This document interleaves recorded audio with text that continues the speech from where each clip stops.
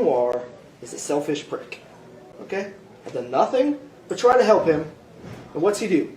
He lost my tag team titles. I'm not a Triple Crown champion anymore. I'm the good guy here, okay? And on December 13th, I'm going to kick Christian Noir's ass.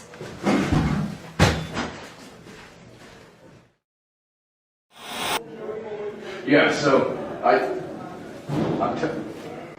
I know. So I know what you're telling me. You know what?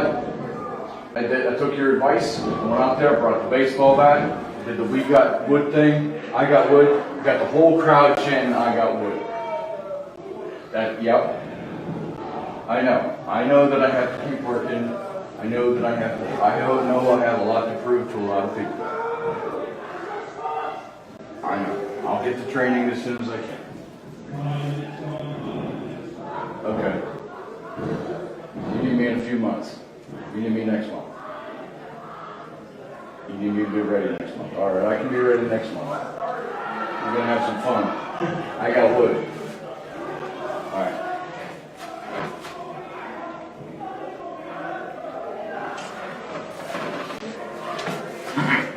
I got wood.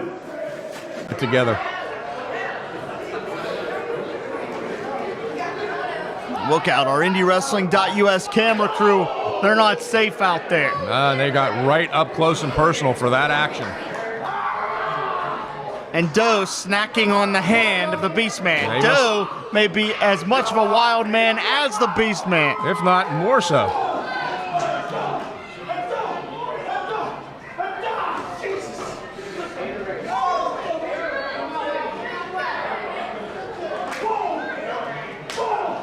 And just listen, Paul. Listen to this violent musical playing out in front of us. I told you there weren't going to be a lot of wrist locks and hammer locks in this one. Just pure violence.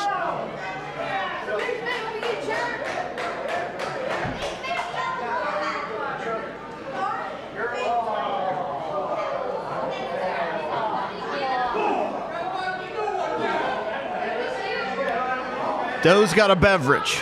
Oh, Beastman's got the beverage. He looked thirsty. Come on. Offering the guy a drink. And that's what makes this match so dangerous. They will use anything that's not nailed down and some things that are. Look out, they're back in our merch area. I believe we're going to have an unwanted impromptu scratch and dent sale after these two get done tearing apart our merch. Half off. Trying to make their way up here into our booth. I'm leaving. I'm out of here. Goodbye. Now run the equipment. Paul, Beastman's got a chair. Look out. Oh, God. Paul, are you all right? What the hell did I ever do to you? Oh, God, Doe's got the ring hammer. This is nuts. I told you the ring was not going to contain these two guys. Is that the bell? Is it over? Hanging out on the damn balcony.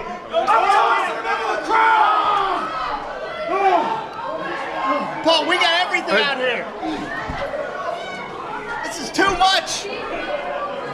This is crazy. What are we doing? Oh, look out. Doe's got a fan. Man's got the ring bell. That's all right. We didn't want that chair anyway.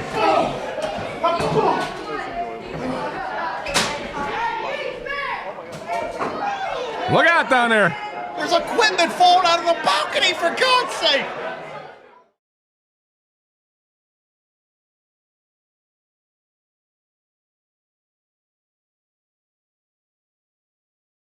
Sidekick Media Services. We are your sidekick in business for social media, video production, and more. Find out more at sidekickmediaservices.com. Hey, bro. You all right, man? Oh, you know he's all right. Because next month we finally got it 3-on-3, the League of Unstoppable Bros, taking on Steel Perfection. It's on. That's all you want, right? Next month, we end this. Game over. What happened tonight was a reminder See, it seems like there were some people that forgot about Troy Lords. After I won the Fight Society Championship with one arm, seems like everyone just forgot. But tonight was a reminder. Tonight was a reminder to Patrick Hayes, too. I went 30 minutes with one of the best in Pittsburgh. One of the best! I've told everyone! Tonight was a reminder for him, too. Because he is second best. A reminder to him, a reminder to everyone in Fight Society, because the line starts back here. After 6 months, 2 surgeries, plate goes in, plate comes out, stitches in, stitches out, rehab. After all of that, I got my title shot. All the pain I went through in those 6 months, well worth it. I surely do. After tonight, you tell me if it's worth it. After we let you lay in there, after you had to be carried off, how many times has that happened in your career, huh? You tell me the next day when you try to get up out of bed and you can't. When your wife has to help you put on your shoes. You tell me, is that pain worth it? Is that pain worth it to keep the Fight Society Championship? Because I can absolutely guarantee it's worth it to me. And there is nothing that I will do to get back what's mine.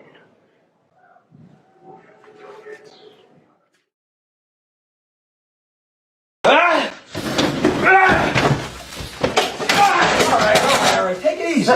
We should have him. Yeah. We had them beat. Right. I had him in the center of the ring. 1, 2, 3. Yeah. And they cheated. Look, we're faced with an option right now. How you conduct yourself right now really tells who you are as a man. We all face adversity. We could pack up our tents and go home, or we could rise up and be better. Do you think smashing these chairs, throwing yourself around like a little kid is going to help the situation? I'm hurt. I'm hurt bad, man. My shoulder is messed up. But I'm not ready to throw in the towel. I'm ready to fight. Where are you at? Do you think we can do this? Do you think we can get to those tag titles? We can do it. We got them. We have to stay one step ahead. Yeah. Not let them take advantage of us. Right. Not let them do the cheating. Right. We take the lead, and we get the win, and we get the titles. You got it, man. Just 2 things. No more chair throwing. No more tongue sticking out. We got this. Don't be weird. Down 2-0 real quick. And Troy got so flustered by losing that fall that he turned his back on Hayes, and you just can't do that. No, you definitely do not want to do that. Hayes bull rushes Lords. And Troy Lords is completely lost his composure here. Elevation backbreaker, and Hayes may look to pile on. Hayes looking to run away with this thing. If Hayes goes up 2 falls, this matchup may be realistically over. Oh, yeah, it's going to be a hard hill to climb if Hayes catches another fall on him. I mean, we're already about 12 to 13 minutes in here. Think of how many athletes could not get a fall over Patrick Hayes during his extensive run as Fight Society champion. Right. Now just to keep pace in this matchup, Troy has to do that. Yep. Troy has to get some type of decision over Patrick Hayes, which would put him in very, very rare company. Right, and let's not fade. 1 fall is not going to do it for Troy Lords right now. He's got to get 2 falls in 1 match over Patrick Hayes if he wants to become the #1 contender. A tall order for anybody. And as this thing spills out to the floor, it may suit Lords because we know that he is as gritty as they come. But if someone gets hurt here on the floor, this matchup has to continue. Oh, there's no stopping this. It's going 30 minutes regardless. I mean, look at it this way. If one of these guys happens to knock the other one unconscious, they could just conceivably pin him 30 times before the time limit. And look how physical these strikes are here. And, Paul, we're halfway through. This is a breakneck pace. These two are going at it toe-to-toe. These minutes are blowing by, but still. And they've been going at it full force the whole time. Troy is still down that fault. Yeah, and Hayes again looking to pile on, looking to put an exclamation point with the rib breaker. Oh, Hayes looks like he's setting up for it. This could be 2-0 real quick here. Paul, he goes up 2-0. Troy may kiss his opportunity at the title goodbye.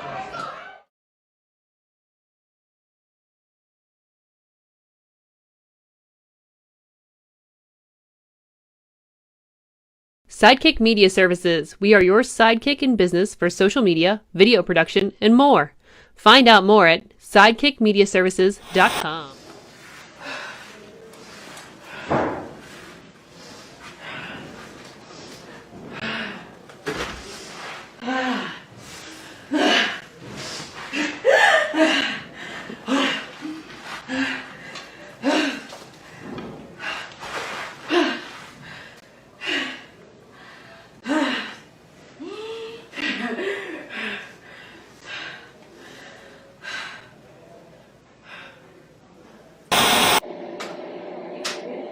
Society fans, we are fresh off an amazing 30-minute Iron Man match between Patrick Hayes and Troy Lords, where Patrick Hayes came just a little short. And here we have him right now. I don't need you. Hayes, I said I don't need you. Play off, I told you. Get out of here. It's interview time with Patrick Hayes. This is promo. I'm not cutting no promos. This is straight from the heart. Right? Brandon K., where were you tonight? Tonight it's not about Brandon K. Beastman, you want to stick your nose in my business? Troy Lords, we went 30 more minutes. Mark it on the calendar. Troy Lords, how long have I been in there with you? Hours and hours. And tonight you were the better man. Tonight you were the better man. Because the Beastman stuck his nose in my business. Well, brother, I don't know what the connection is with the Beastman and Troy Lords. I got other stuff on my mind. The Fight Society Championship will always be right here. And Patrick Hayes' heart is spread all over. His blood, sweat, and tears of Fight Society. And Fight Society will always be recognized by the face of Fight Society. This face right here, this mug. Brandon K., you didn't answer my challenge. You're too much of a coward. I called out your trainees. I called out your family. I called out your wife. And she didn't come see me. That's fine. The fact of the matter is, Brandon K., you didn't come see me, and this is as serious as I could be, man.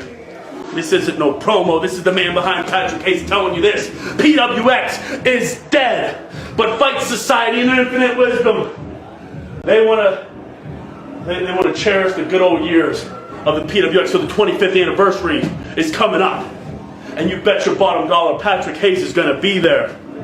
And Patrick Hayes is going to go after all those old senile pieces of trash coming out for one last dance. And Brandon K., since you can't come see me, Patrick Hayes is going to single one of their old asses, and it's going to be on your hands. Stay down, boy.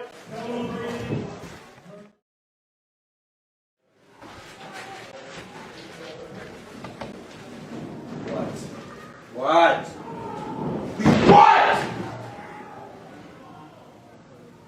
Well, you come to ask me about what happened? Yeah, we lost. Yeah, that's your damn answer. I lost. You know what's worse than that? No, come back. No, come here. Since you want to know so damn much, come here. You can stop moving right there. Yeah, I lost. We lost. Lost as a team. We're gonna came back. We're better. No. Because Zach runs off with some random dude I see last show because I'm not here. I have business back home in Louisiana. So Zach runs off while homeboy thinks life is just better. He's just like Scarlett. Represent before me. They don't understand. I run shit here. I run it. Where would they be without me? What I've done for them is selfish. But Zach wants to turn on me because he thinks grass is green on the other side. No, that's fine.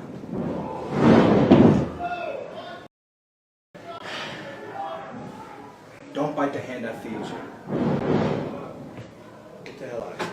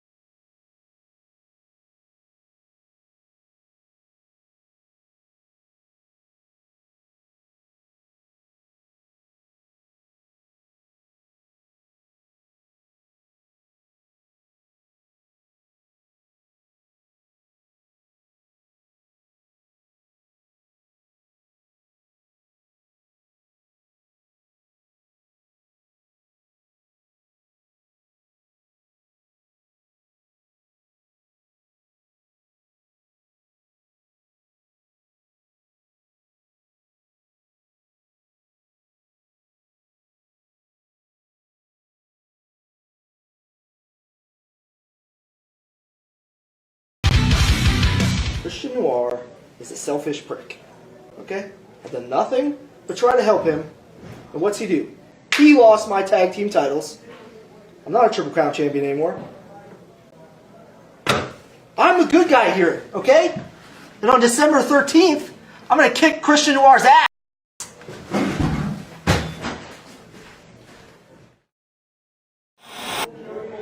Yeah, so I know. So I know what you're telling me. You know what? I took your advice. I went out there, brought the baseball bat, did the "we got wood" thing. I got wood. Got the whole crowd chanting, "I got wood." Yep. I know. I know that I have to keep working. I know that I have to. I know I have a lot to prove to a lot of people. I know.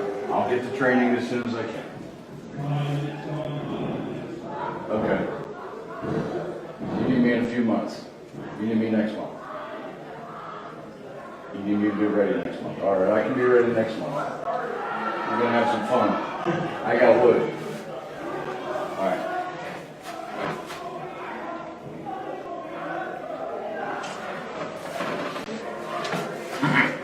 I got wood.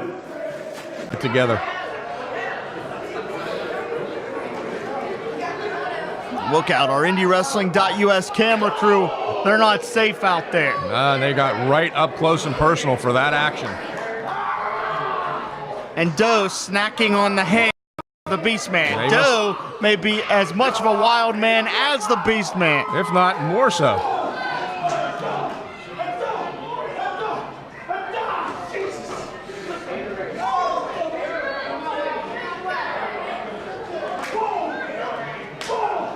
And just listen, Paul. Listen to this violent musical playing out.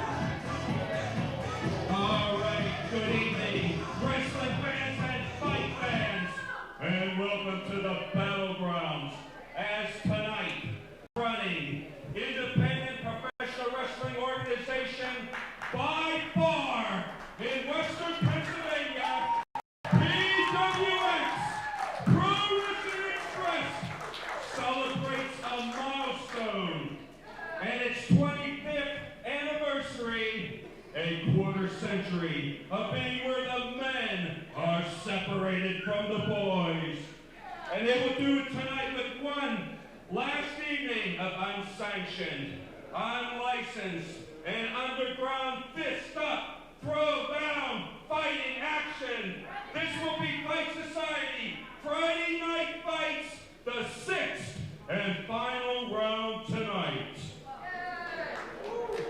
I'm your ring announcer, Hank Hudson. And your referees for tonight will be George Ross, Todd Thompson, and Sean Patrick. Also in the house tonight, the fight director, Mr. Paul Atlas.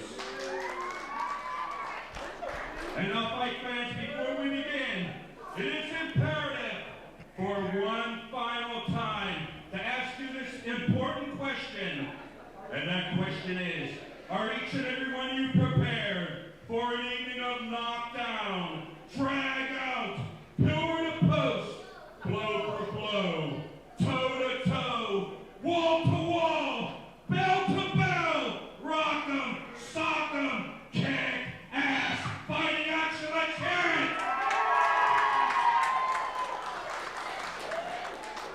Alright, you're ready for this next fight conducted under Fight Society rules. Scatter for one fall.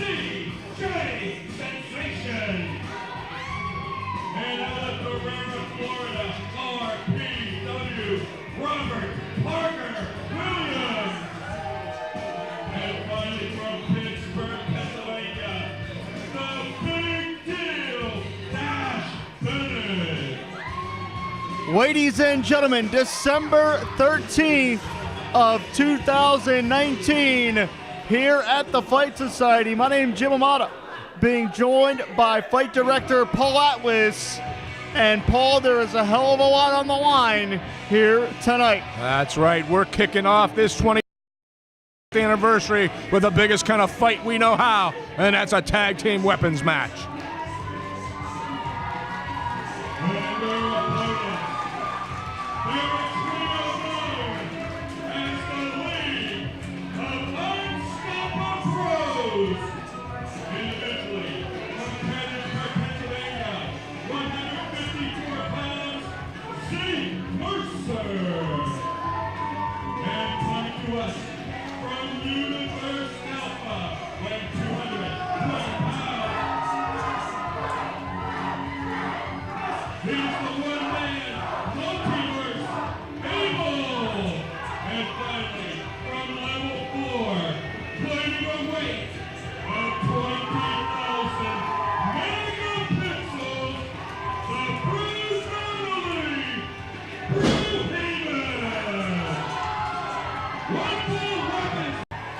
What started as a recruitment mission for Steel Perfection has quickly escalated into gang warfare. And Paul, from what we're told, and you put this decree down, this rivalry between Steel Perfection and Brohemoth will be settled one way or another here tonight in a weapons matchup. Absolutely no rules. This one is going to get dangerous very quickly. That's right. For months on end, BC Steel's been running his mouth, and there he goes. And BC, I believe, just got dropped as all 6 athletes are now fighting it out, and don't expect anything technical about this one. This one's going to go everywhere. RPW, we saw him and Zeke Mercer go at it at Angel Gate last month. This rivalry has spilled over even outside of the Fight Society. Yeah, that it has. Like you said at Angel Gate Wrestling, head up, Zeke Mercer and RPW. They had one heck of a match there that night. But this thing is not a match. This is a fight. We're going to put this to rest once and for all. And our IndyWrestling.us crew better be careful out there because there's bodies spilling out all over the place. Hey, this is a weapons match. They can use a cameraman for a weapon. Dash and Bro in the ring now. We saw these two collide in Angel Gate as well, as Bro just collided with Dash Bennett, cut him in half. Yeah, I hope our ring crew reinforced that ring for this big man match up here. And look at the ever opportunistic Robert Parker Williams picking a shot against Bro, but that may have been a mistake. Oh, straight right hand puts RPW right down. And in case you haven't realized it, Paul, BC Steel is still unconscious. Yeah, that's the perfect place for him. Mercer is out there getting mugged by Dash Bennett. Abel wandering around. You never know what he's going to do. RPW sent inside out with the clothesline. And in case you're wondering, BC remains unconscious in the corner. He's never sounded so good. Hey, this whole thing started. Oh, wow. Man. And there we're seeing the weapons aspect coming into play. Dash using that chair, running knee to the temple from RPW. I'm going to tell you what, Paul, RPW is dangerous. Yeah, he's just wearing him out with that chair now. And this may be the final conflict, and if that's the case, RPW may want to put Brohemoth out of this sport. Oh, without a doubt. This goes all the way back to Beast Brawl. Right after Beast Brawl, when RPW come back to honor Ron the Beast Williams, and then him and BC Steel trying to recruit Brohemoth, even comparing him to being a young Shane Taylor. They felt disrespected by Brohemoth. When you know what? There's no respect given there. I've said it before, I'll say it again. He's a powder blue wearing weasel. And this is getting very, very dangerous here. You have those chairs set up, and you know we're not playing musical chairs here. Oh, no doubt about it. The fun and games, as goofy as Abel might be, as much as Brohemoth likes to have fun, the fun and games have been over in this rivalry. RPW went low on Abel. Brohemoth's outnumbered, and he doesn't realize it yet, but he will. Oh, watch out here. This is dangerous. This is, they're not going to get, they've got him up. And the 300 pounds of Brohemoth implodes those chairs. Cover here by Dash. Zeke in to make the save, and if Mercer hadn't been cognizant of that, this one could have been over. I think that could be, that would have definitely been it. And RPW hitting quite literally anything that moves there, and a ladder. Why not? Look out, Missy. Hey, what the heck? The violence is continuing to escalate in this scenario. Abel puts on the brakes. Oh, hip toss. RPW collides with the steel. Big hip toss right into that ladder. Danny Abel able to avoid contact and turn it around on RPW. There was no give to the ladder. Now Dash Bennett just driving that chair into the ribs of both Brohemoth and Zeke Mercer. He's trying to impale Zeke with that chair.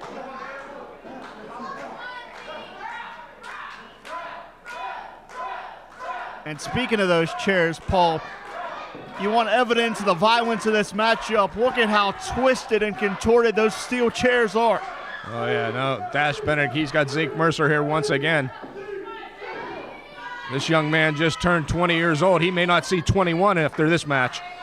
He may not make it long enough in his career to buy you a beer, Paul. What a shame that would be. But we know the heart of Zeke Mercer is as big as anybody.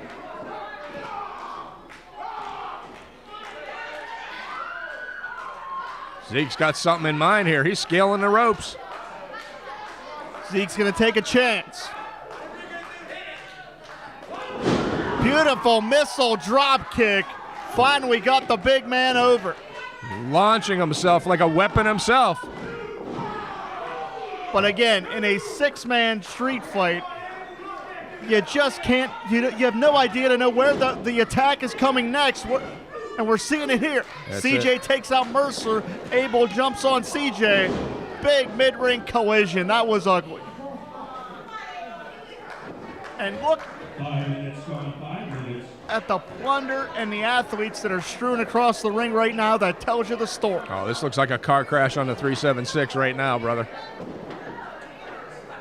Paul, you've seen some hellacious weapons matches in the 25 years of PWX, but we may be breaking some new ground here. Oh, no two ways about that. I've been in a few of them. I was in one with Samu himself, and I'll tell you what, this could rival it. Look out!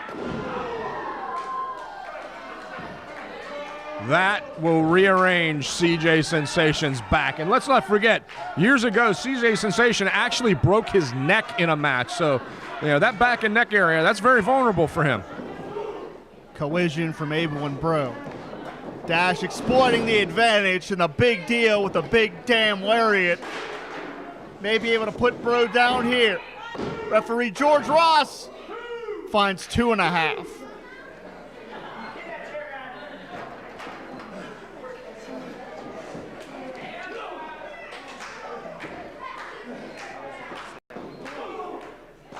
Patented knee lift, something you can appreciate. Yeah, well, he doesn't give it quite that much zest as I do, but yeah. Could be going for that skull splitter. Dash won the NWA East Heavyweight Championship with this maneuver. Just drove Abel's head straight down into that mat. Dash going to go for the cover here. And I believe that's Mercer with a street sign. Mercer with the street sign right to the head of Dash Bennett, breaking up the pin. And hey, why not? Anything goes here. That's a very innovative way to stop that particular pinfall predicament. Yeah, this young man, very new to this business. He's getting a hard lesson here tonight. And Mercer up and he's into the first row. Look out, champ. The action will not be contained to the ring or even ringside.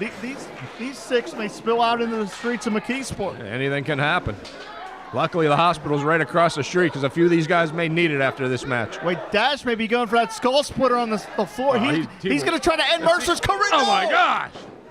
Mercer got spiked on the concrete. Yeah, there's no padding out there. That's a concrete floor, and he just drilled Mercer's head into the concrete.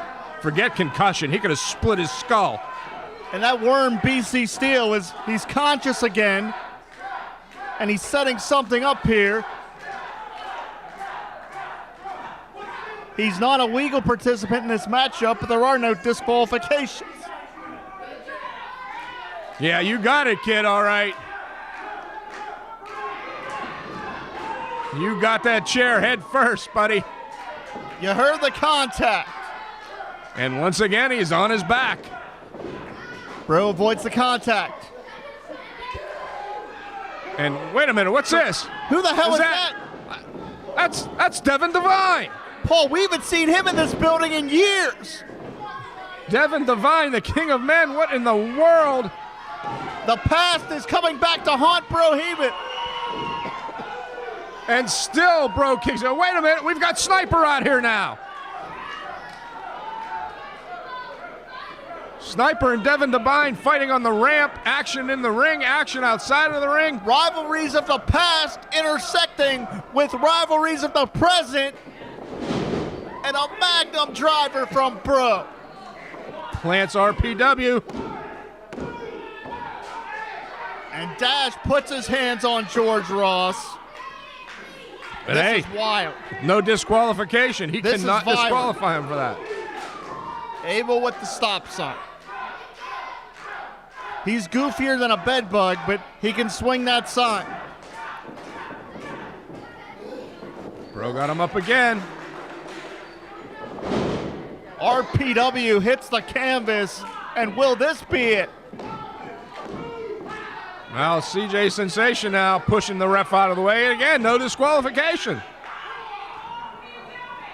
This is Fight Society, Jim, and if this is the first match, can you imagine where we're going from here? Code breaker from Zeke. He intercepts CJ. CJ hits the concrete. And could a third Magnum driver put this one in the books? He got it all that time. And he got the 3 count. Good time, 10 minutes, 48 seconds. Your winners, the League of Unstoppable Bros.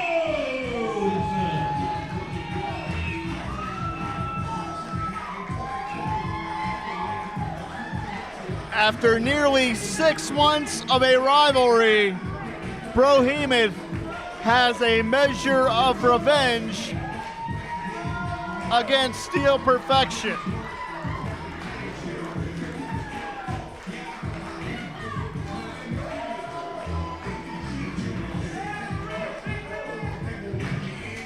Hey, wait, RPW's got a mic. Hold on. Bro, Abel, Zeke, I'm being serious. Guys, I'm being serious here. Thank you.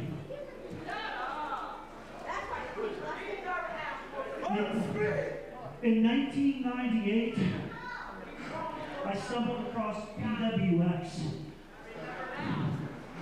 I knew deep down inside that I wanted to be a pro wrestler. PWX made that possible for me. I tried everything I could for each and every one of you here in the crowd. I've worked hurt. I've worked tired. I've missed my family. I missed birthdays. I missed weddings. I dedicated myself to PWX. There was a time when PWX were in the Sportatorium down the street on Walnut. Myself and Cutie Blitz, we lived in that building for a week to make sure that that show was ready. So that when everybody walked in on the street, they were walking into something special. We packed that house because of the blood, sweat, and tears that we put into the product to make it to be the best in Pittsburgh. And that was because of a handful of us that believed in PWX.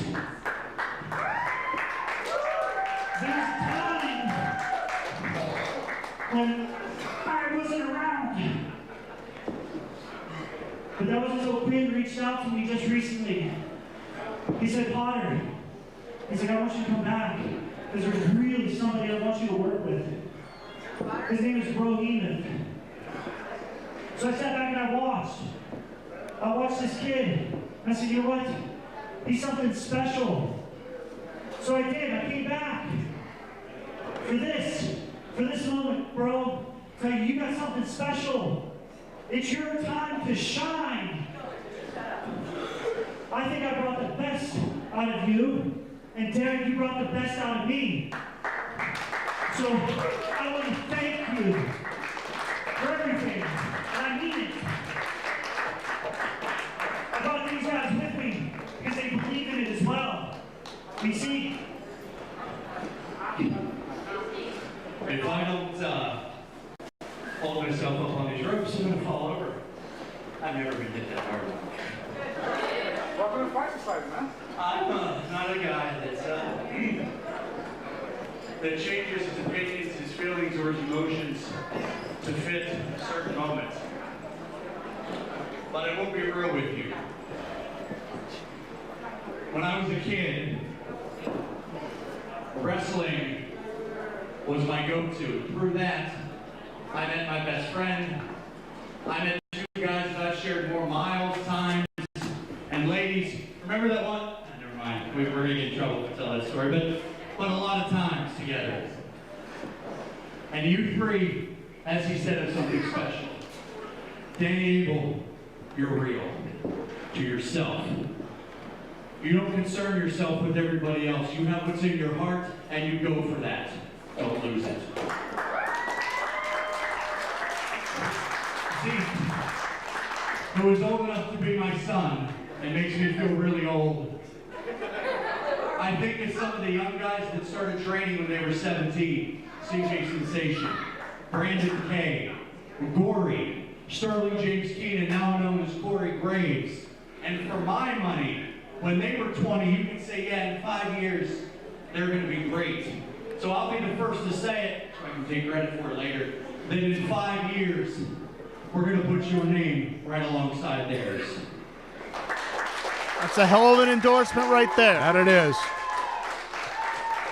He's a weasel, but he's shooting straight. I'm not a guy that says stuff to hear himself talk. When I say something, it's what I believe.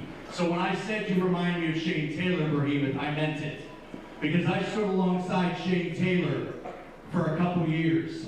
He's intense, he's extreme, and he can put the fear of God into you with one look. So I challenge you, take the risks that Shane Taylor took. Don't follow in his footsteps. Carve your own path.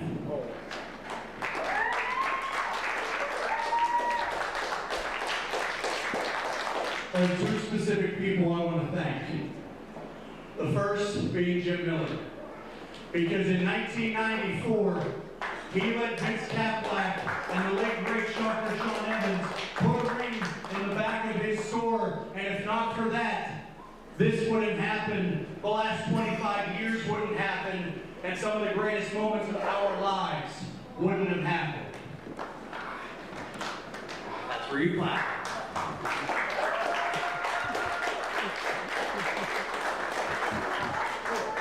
And secondly, somebody that has been told to me that he's like an older brother. Maybe I'm a younger brother because I piss him off sometimes in front of the curtain, sometimes behind it.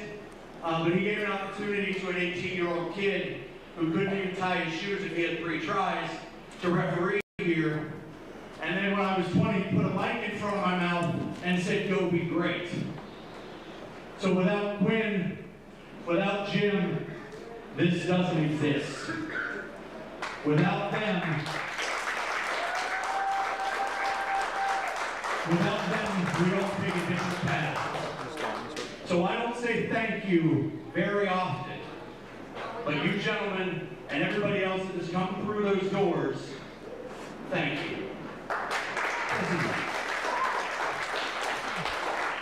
It's been a pleasure, folks, but I think this will be the last time that you see RPW in this building.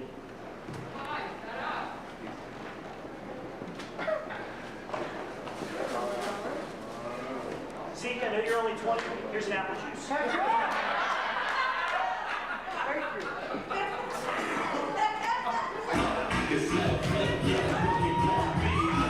You heard a lot of true statements from one of the most underrated technicians in the Pittsburgh area and the best manager in Pittsburgh wrestling history. I'm going to tell you right now, Paul, in a real moment, Ben has helped me through a lot in my life. He's a hell of a good dude. And Robert Parker Williams is one of the most talented guys I've ever seen. So they thank us, and I thank them.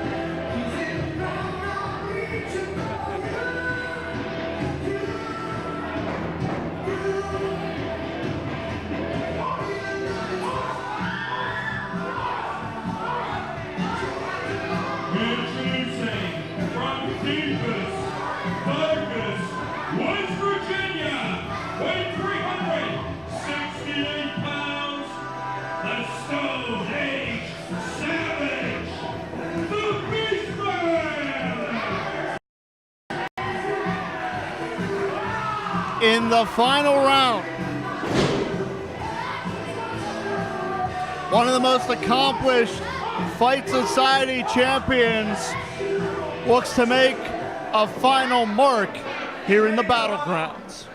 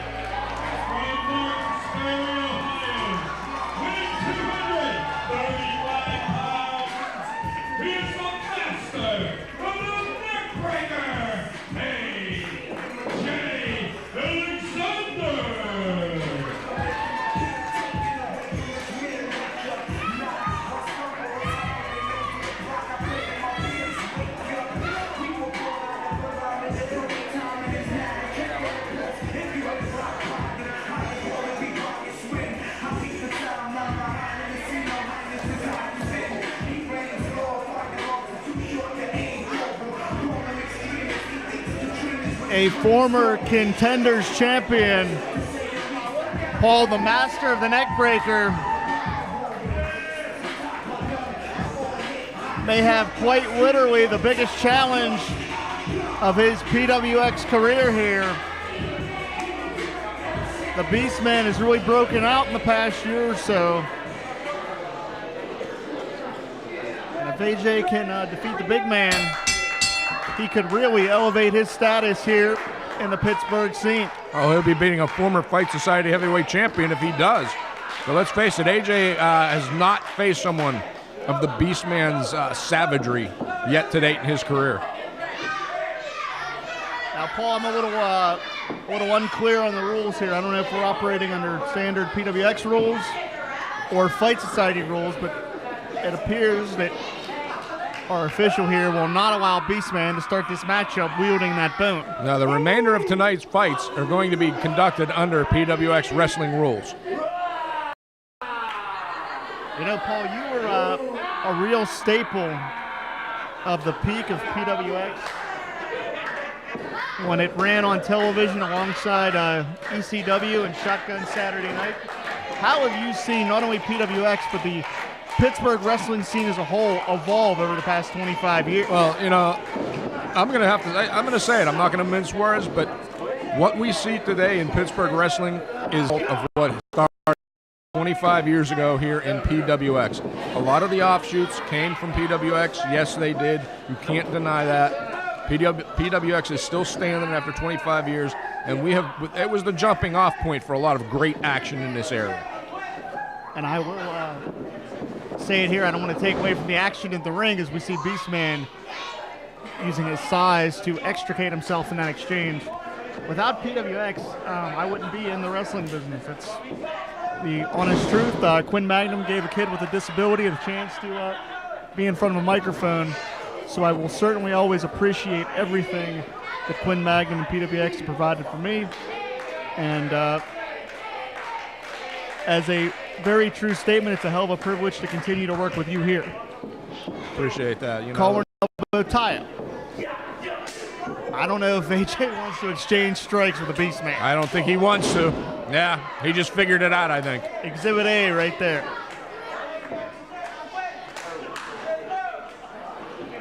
And this mammoth is just physically overwhelming.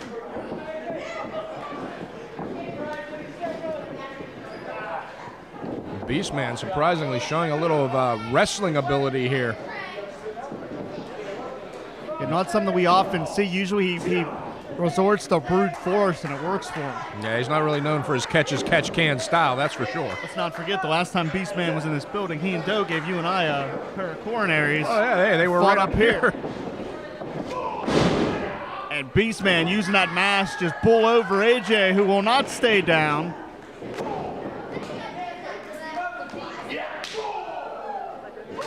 Oh, man. Now, that kid ain't too bright, is he? That's going to be a losing exchange.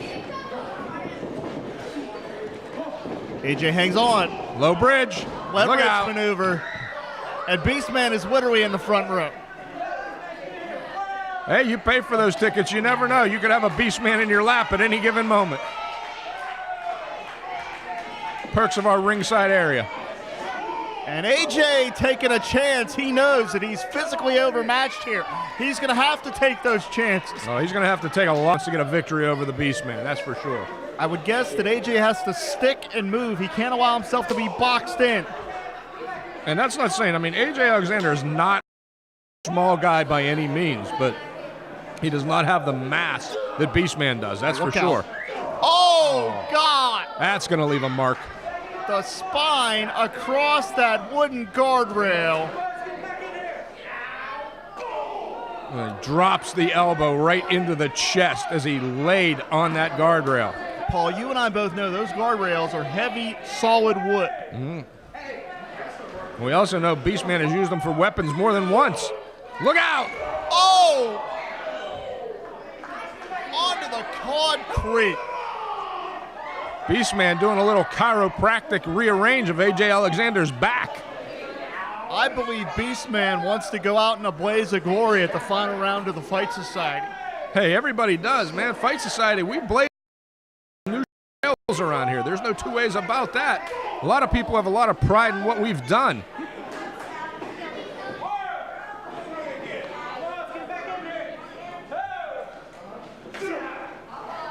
AJ AJ puts on the brakes, an act of self-preservation because he has sustained a tremendous amount of punishment. Yeah, but right now, what's taking more punishment, that steel post or Beastman's head? I'm going for the post. And look at the welts, Alexander, who just gets engulfed by that massive frame of Beastman.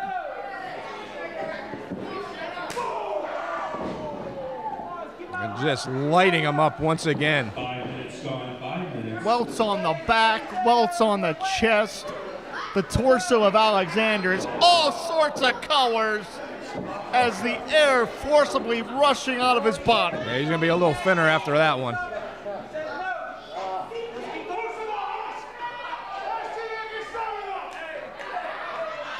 What he said.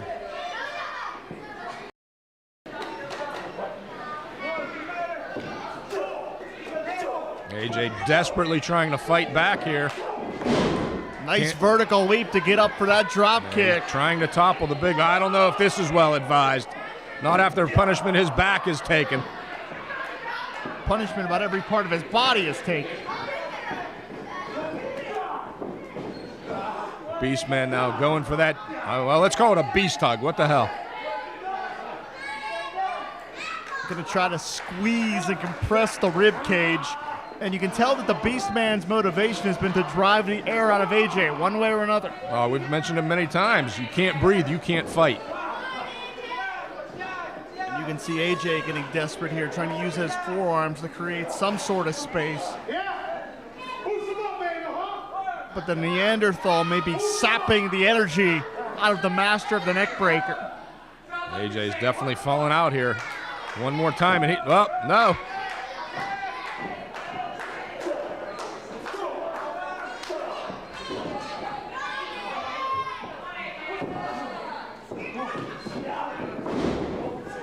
About this I don't know. This might be ill-advised. Well, nobody home on that. If he would have landed that, we would have been scrubbing AJ off of the mat. But we've seen AJ have a lot of tenacity, a lot of exuberance, a lot of enthusiasm throughout his Fight Society career. He's going to need all of that to rally back here.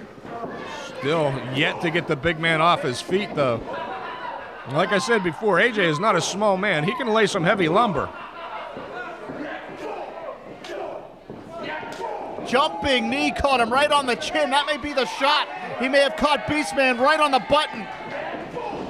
The complexion of this matchup could be finally changing here. Yeah, that right now that corner may be the only. Oh, wait, whoa! Look out. The big man finally off his feet. AJ needs to capitalize on this. Don't look for the crowd support. You're going to end up looking up at the lights. Exactly. You know, AJ hesitated and it cost him, Paul. I'm not here to criticize, but I got to call it as I see it. It is. You got the big man off his feet. You got to take advantage of it. Don't play to the crowd. You're going to get your lights knocked out. And you can see the pain etched on the face of Alexander.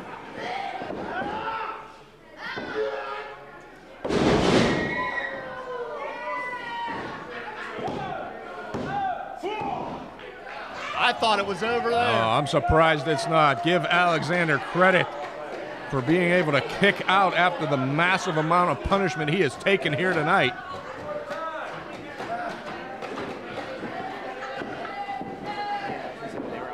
And Beastman may be putting an exclamation point on this matchup.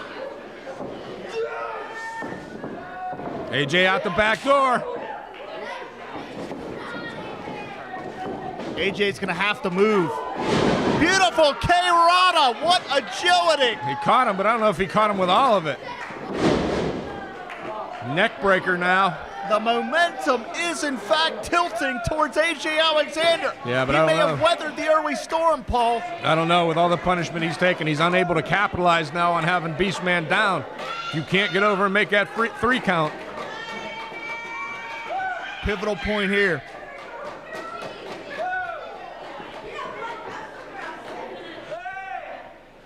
If AJ knocks off the Beastman, he's putting himself on a new platform in Pittsburgh. Well, hey, let's give him a lot of credit. Not many men have been able to take Beastman off his feet, so there's one props for AJ right there.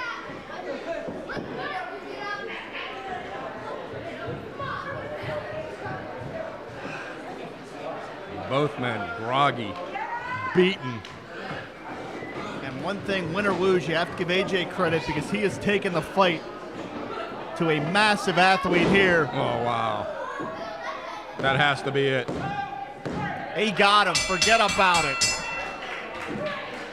Any time of 10 minutes, 9 seconds, your winner, the Stone Age Savage, the Beastman! The offensive assault of that ruthless Neanderthal was just too much for the young AJ Alexander. And I believe Alexander may be hurt.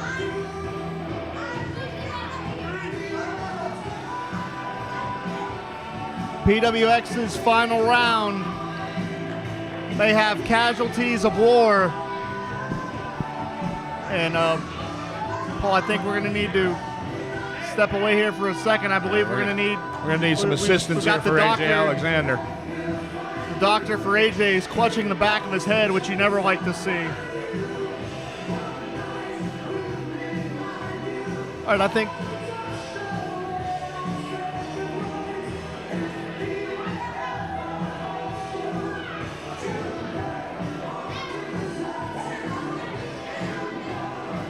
are we going to stay with this for now?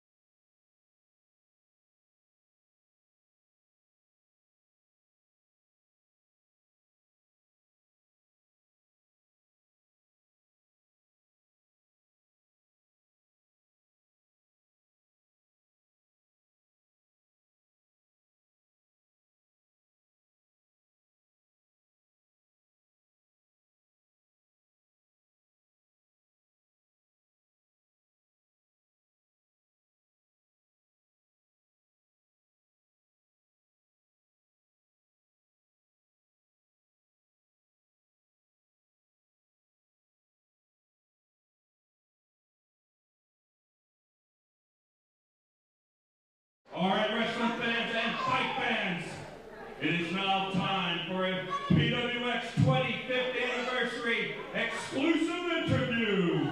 And to conduct that interview, let's welcome the lovely Tatiana Rose.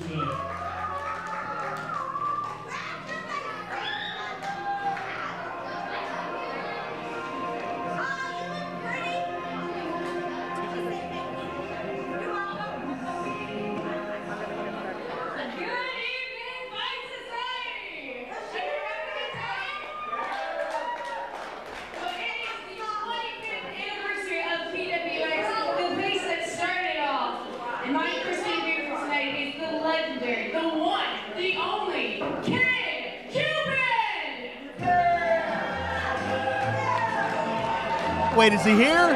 Talk about a blast from the past. He's here. And he's dancing. Well, as much as Cupid can dance. A true bona fide, stellar legend of the Pittsburgh scene. The one, the only, Kid Cupid.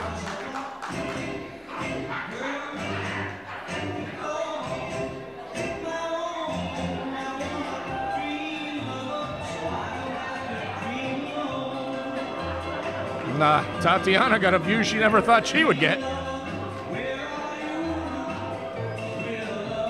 I think Cupid wants to dance with Tatiana. Hey, why not?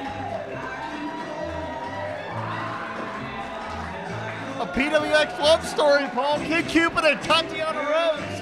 What a way to go out. There we go. There you have it. I think he's charming her, Paul. Anniversary, and you are a legend for PWX. You are well known for making lemonade out of lemons and doing all sorts of amazing things. How do you do that?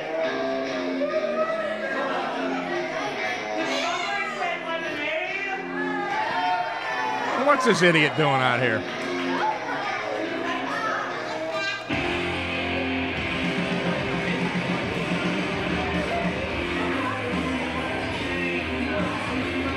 Cupid's all about having fun. Timothy Titan, not so much. Look, we all know that Kid Cupid trained by Quinn how many years ago, and it looks like he's like 70, so it's what Boyd knows how long ago it's been since he trained. So, I thought I would just come out real quick, and I would show you the best.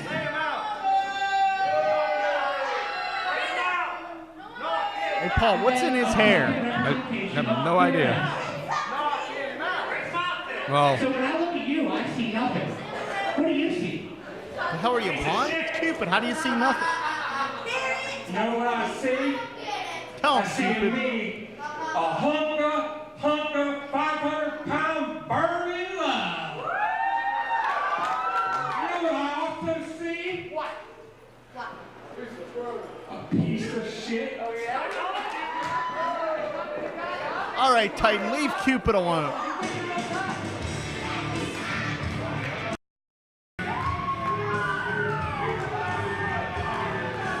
now what's going on?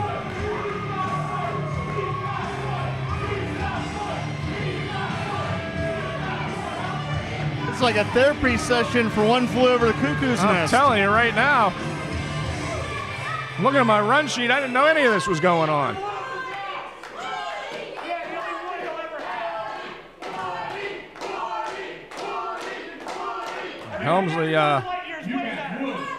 Helmsley's proud of his bat. You try knocking him down. Why don't you try knocking me down? Hey. Hey.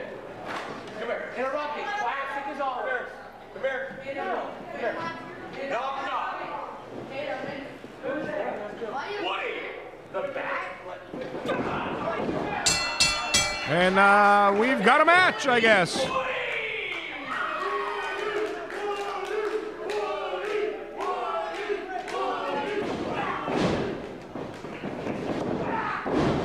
Pair of deep arm drags from Chris Helmsley. I've officially seen it all. I know. I'll tell you what, I guess on our 25th anniversary show, anything can happen as Titan come out here insulting Kid Cupid. I thought I was the only one allowed to do that. And Chris Helmsley comes to his aid. Well, Helmsley's a man who's been refocused in recent months. Well, that lens shot took him out of focus, so I guess he had to get back in eventually. Titan hits the corner and the bat, which can we please get the bat out of the ring? There, Cupid's helping you out. Snap suplex. Now Kid Cupid has the bat. There we go. Everybody's got wood, I guess. I didn't know you were that excited to be here. It is the 25th anniversary.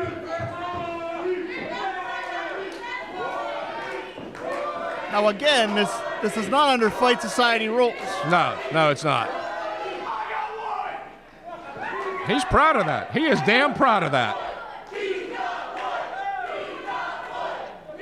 Although if I had wood when there was another man in the ring, I think I would question that. Hey, whatever makes you happy, Paul. I guess. Not that there's any. I support you either way. Hey, not that there's anything wrong with that. There's all type of supplements for you now. I guess.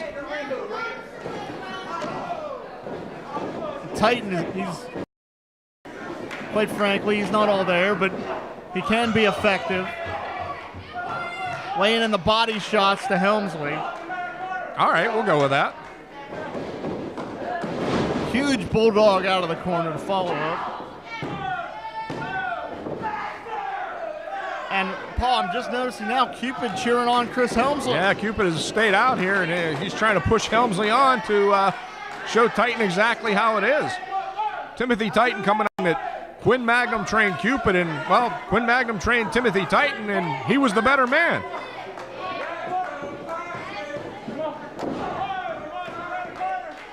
And Helmsley may have come out here to stand up for what's right, but right now he's being put down. Yeah, he's not standing up right now, that's for sure.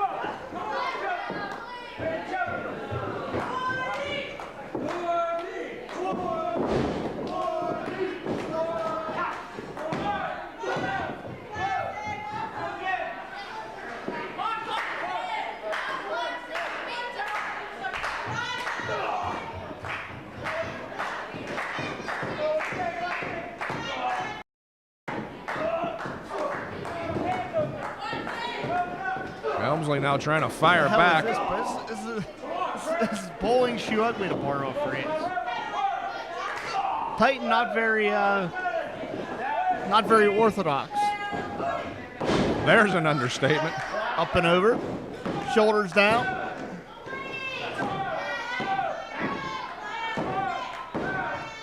Little rocking horse maneuvers going on here.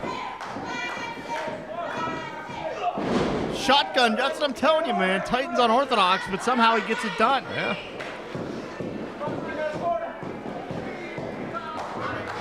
Cupid on the outside trying to get Helmsley to fire back here. Cupid and Chris Helmsley could be wrestling's new power couple. I'm telling you. Or power pair, you know. Who'd have thought? Hey, again, not that there's anything wrong with that. I didn't know where you were going with that statement. I thought you were singing song lyrics again.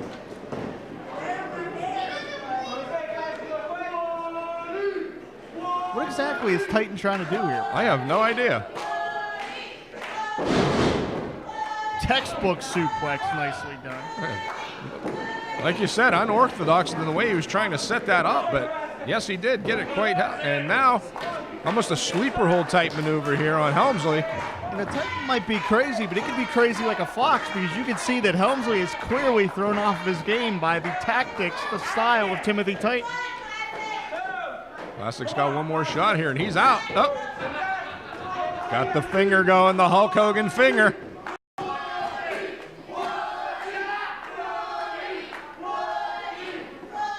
I've heard more cheers for the bat than I've heard for Helmsley.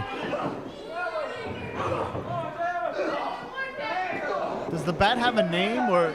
I'm guessing Woody. Oh, speaking of stiff shots, there was one right there by Titan. And Helmsley, I believe, is finally firing up here. And Helmsley's had enough. Helmsley's taking it to Titan. That's it. He's beating him like a 2-year-old throwing a tantrum.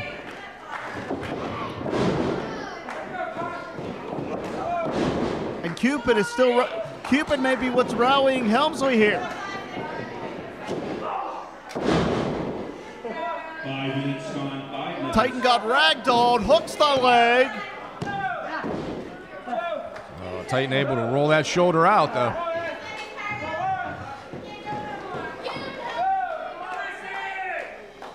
Well, I have to ask, in the 25-year history of PWX, have you ever seen anyone quite as eccentric as either Titan or Chris Helms? We've had some guys who are bat crap crazy before, but I think these two take the cake.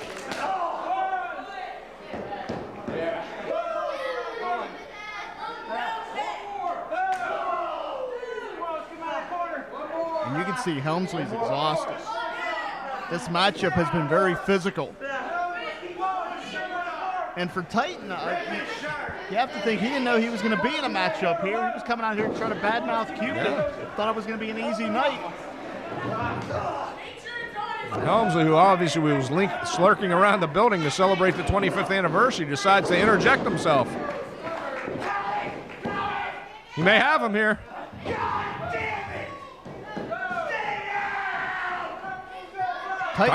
He's losing it. He sounds as frustrated as the rest of us. I told you, this guy takes bat crap crazy to a whole new level. I think Titan needs some value. He needs something. Now Titan's getting the bat. Well, hey, Helmsley brought it out, so why not? Titan's going to get himself disqualified, but he may not care. I don't think he does. Or maybe he's just using it for a cane at this point. I don't know. Titan's wasting too much time. Now, he's trying to measure Helmsley. And now, wouldn't this be a disqualification, ref? I would think so. And wait a minute, young Tatiana Rose is taking the bat. She dodged the bat. Oh!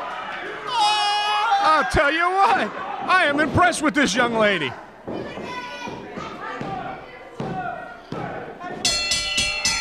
At a time, 7 minutes, 52 seconds, your winner, the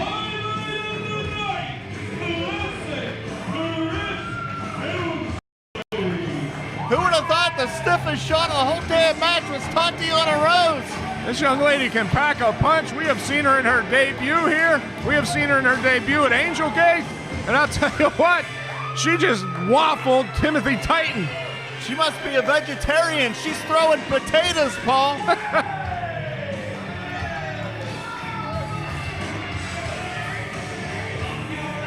Don't piss off Tatiana Rose. I wouldn't. I'm telling you right now.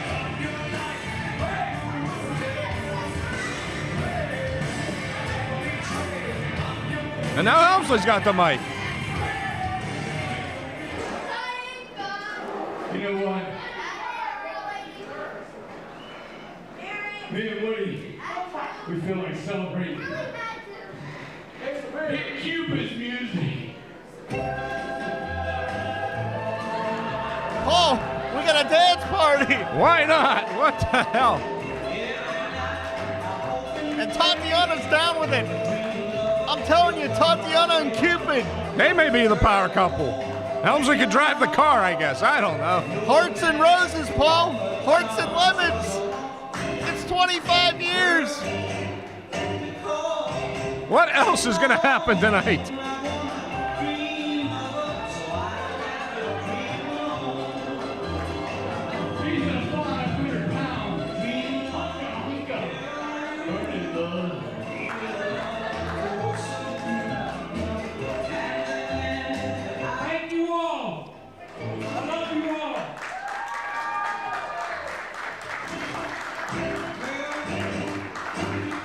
You just never know what can happen at the Pro Wrestling Express. I'm telling you.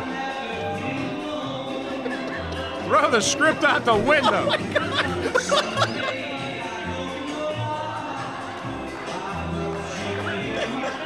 There's a full moon in McKeesport.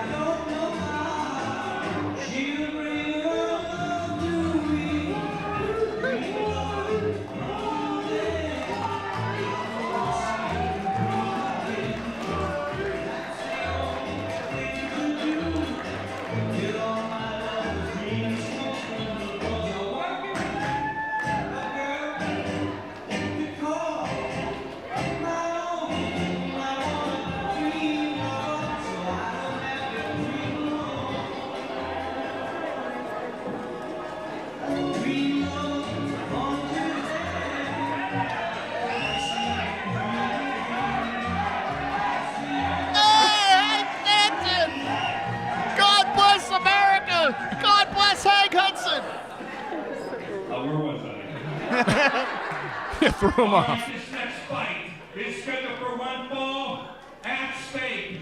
For the very last time tonight, the Fight Society Triple Crown Tag Team Championship.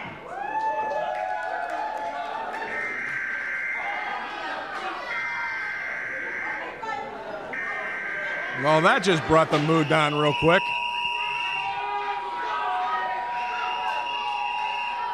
Introducing first, accompanied to the ring by the man known as Loss Prevention, and a talk about weight of 405 pounds.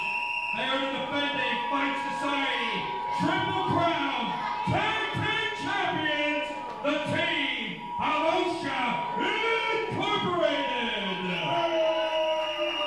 Individually, from Atlantic City, New Jersey, Dustin Bain. And from Pittsburgh, Pennsylvania, the cornerstone of professional wrestling, Savage.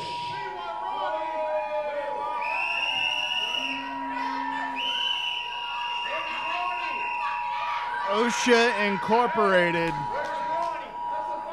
will be singing their praises forever if they walk out of here the last Triple Crown Tag Team Champions. And now Savage has got the mic. Everybody get a promo tonight? You're right. The foreman, Mr. Ronald Starks, is not in attendance tonight. He's celebrating Kwanzaa. Show of hands, who celebrates Kwanzaa? One. This is Sandwich being an asshole, ladies and gentlemen. Show of hands, who celebrates Hanukkah? I celebrate Christmas. We celebrate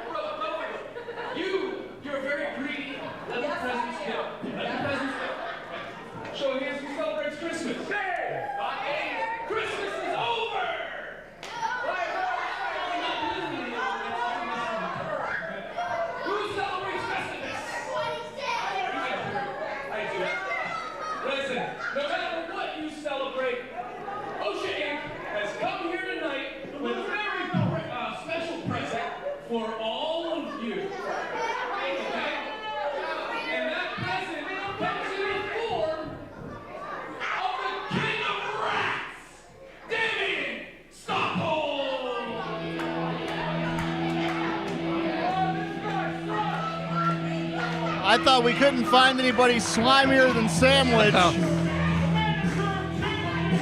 The king of rats, Damian Stockholm, quite possibly the most infamous managerial figure in the 25 years of PWX.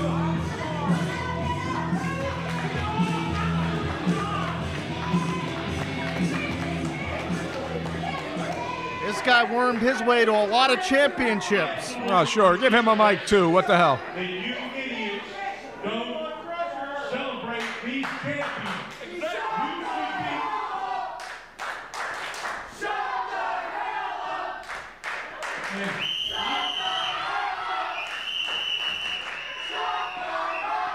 I got all night. I don't have to wait for the bus like you riffraff to get out of here. Just because you're from McKeesport, Portview, and Glassport doesn't mean you have to act like it. Violations, all of you, for being no life, no good for nothing. No, I work. Yeah, you work. Hey, I bet you guys didn't know.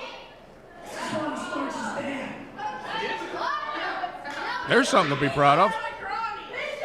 I see the resemblance.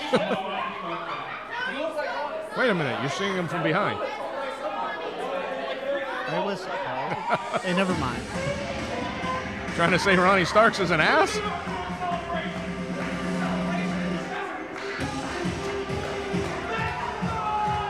Introducing the challengers. And they come by way of 415 pounds. Introducing first, from the other side of your mind, the Enigma, Lucio Navarro. Give him a mic, too. What the hell? The last month, me and Kato were this close to beating you guys. I had you pinned in the center of the ring, 1, 2, 3. Prove it. Then your fun lost prevention came in and cheated. Prove it. Okay, he's been telling me I don't need to cheat to win. I came in here expecting a rematch to take those straps. Unfortunately, Kato's injured. You have no partner. I found someone just as crazy as me. We go way back. So everyone, make some noise for the Sideshow Psycho, Malachi Gage.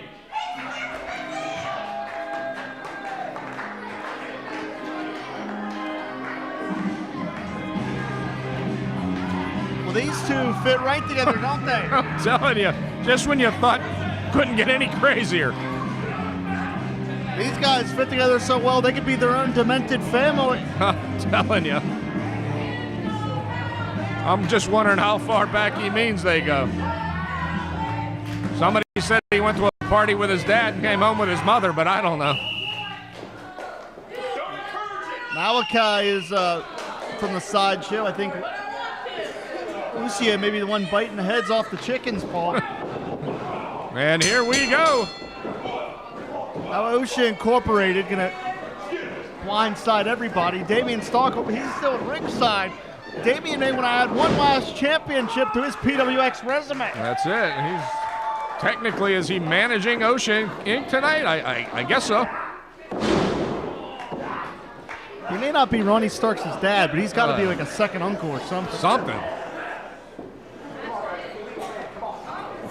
A lot of family ties here tonight. Swing and a miss. Up and over goes young Malachi. Beautiful. No, he didn't catch all of that. Got him that time. He landed on his feet. Beautiful attempt at the K-Rana. And there's the hired hitman, the goon, lost prevention out there. But they're not safe out there. Look out. Malachi gets launched. Takes out everybody. Devere using Gage as a weapon just launched him onto Ocean Inc. And Devere may be trying to add a highlight reel moment of his own here. And now he's going to fly. Oh! We got a lot flying over the Cuckoo's Nest here tonight, Jim, that's for sure. And Sandwich is proud that he's survived all that. He may be the only one that's proud. I'm telling you.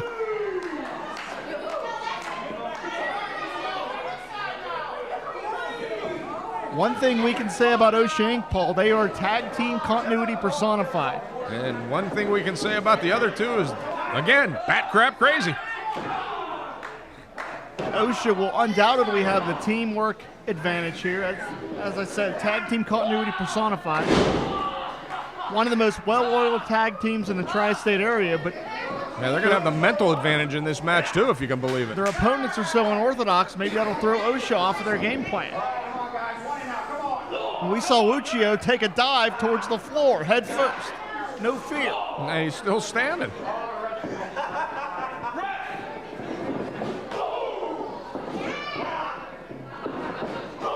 I think Destin Vane's a little spooked with Malachi Gage.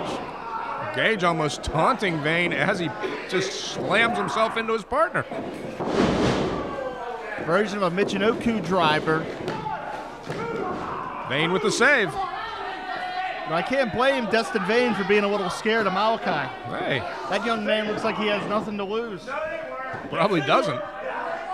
But we've seen him compete against some of the top talent here in Fight Society. And he may not always be successful in the win column, but he always holds his own. Matched against Patrick Hayes, Troy Wards. Nice tag team maneuver there. Tandem offense. Yeah, a little continuity there by DeVere and Gage. Maybe they have done this once or twice before.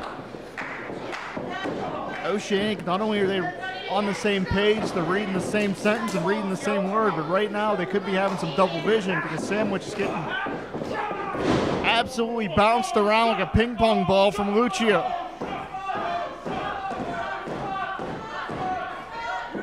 And as I said, that worm at ringside, Stockholm, he wants to add one more championship to his resume. Well, sure he does. That guy has managed athletes to dozens of championships. In Fight Society and the Triple Crown Tag Championships, that is one of the most prestigious titles in the area. And that's one of the few tag championships that Damien Stockholm didn't have a chance to manage athletes to. Right. So he's clearly out here with a purpose. This was no accident that he happened to be here.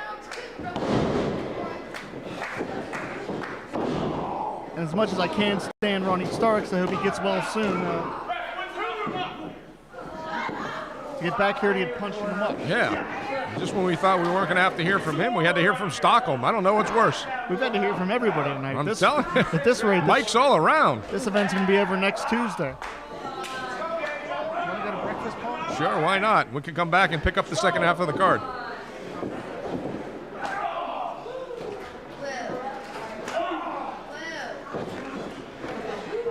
I don't think Sandwich knows where he's at. No, he's looking a little glassy-eyed here. Textbook suplex. He escapes. We got to say about Sandwich, Paul, love him or hate him, the guy can get it done inside the ring ropes. Well, he's definitely a skilled wrestler. He's a little out of it right now. He's trying to make a tag in the wrong corner. Look out.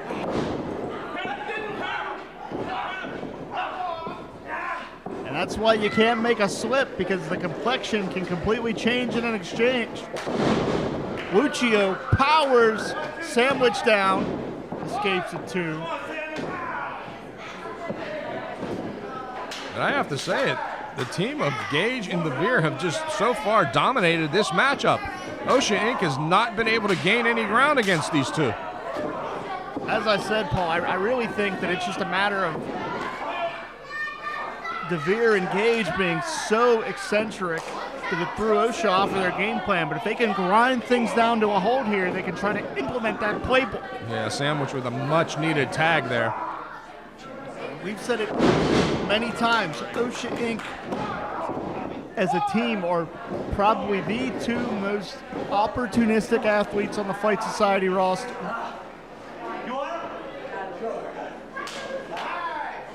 And I'm not sure how wise of a tag that was. We saw DeVere just tag out not too long ago. I don't know how wise it was for Ocean to let them get the tag there. Isn't that kind of against all tag team strategy? I would think so.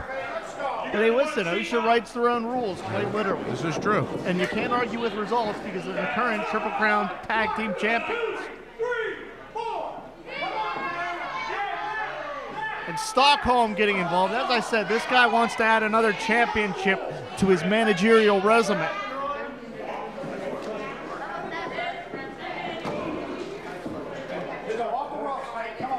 You know, Paul, we've had the privilege to call some tremendous matches here in Fight Society, but on this night that we're reflecting on 25 years of PWX, I would be remiss if I didn't give you credit. You and Brian Anthony as the wrong crowd won virtually every tag championship at one time or another in the Pittsburgh area and beyond. Well, yeah, I mean, we kind of set the tone for tag team wrestling here in the Pittsburgh area. You know, often imitated, never duplicated. The wrong crowd were the ones that started it all.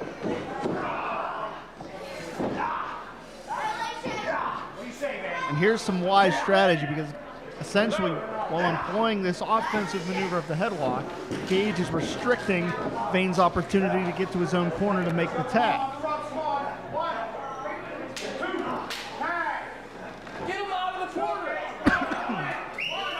And along with yourself and Brian Anthony, other names that decorate the extensive history of PWX, head shrinker Samu, Shane Douglas, Devin Devine, as we saw earlier. We have gone to war with some of the best this business and the best this area has ever seen. JB Destiny, big time Vince Caplack. Shout out to Vince Caplack.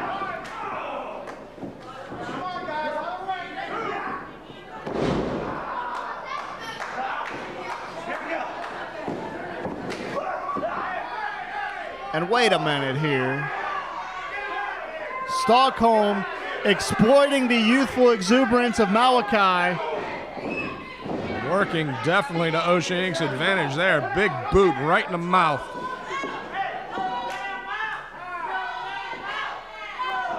And that might be that calming, slowing down effect we were talking about earlier now.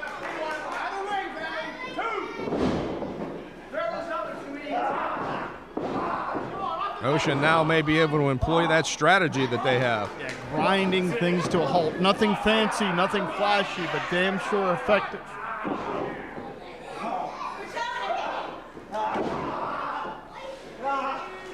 And among many of the tag teams that decorate the history of PWX, we got to give a shout out to Crusher Hansen and his variety of tag partners. Well, this area, this promotion has had a lot of great tag teams over the years. There's no two ways about that. Not just the Wrong Crowd itself. Like you said, there was Rage, there was 987, the Gentleman's Club. On and on and on. I can list the great tag teams. Quinn Magnum himself in the Bone Crusher. Crusher Hansen, one of the great tag teams of this fine promotion. The legendary Tarantula, the Web. The Web. We had many, many Hard Knocks battles with the Web over the years.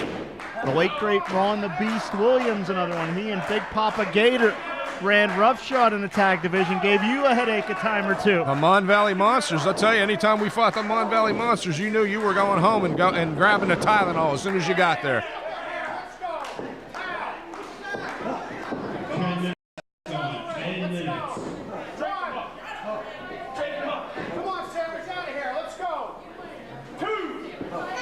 Look out, Malachi, precarious spot down across the lumbar region, the most vulnerable spot of the spine. A little more of that tag team continuity now as Ocean Inc. has definitely slowed this match down and got it onto their territory here now.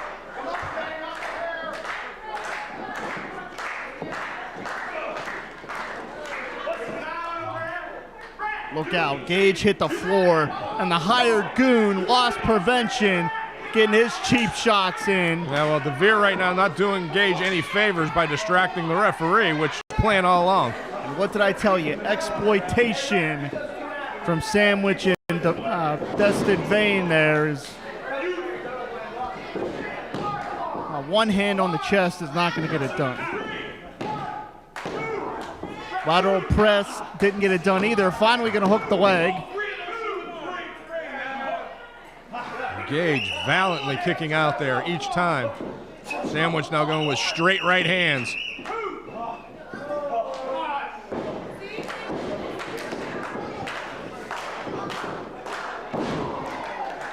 Huge knee directly to the collarbone. That was pinpoint.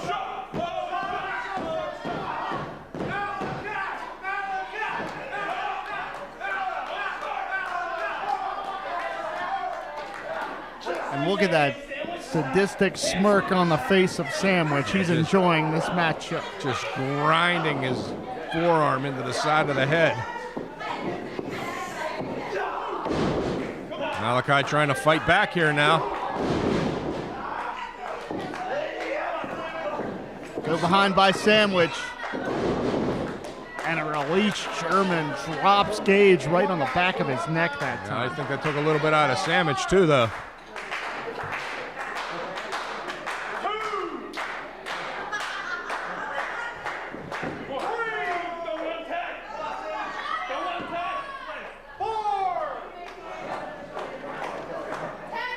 Sandwich makes the tag, as does young Malachi.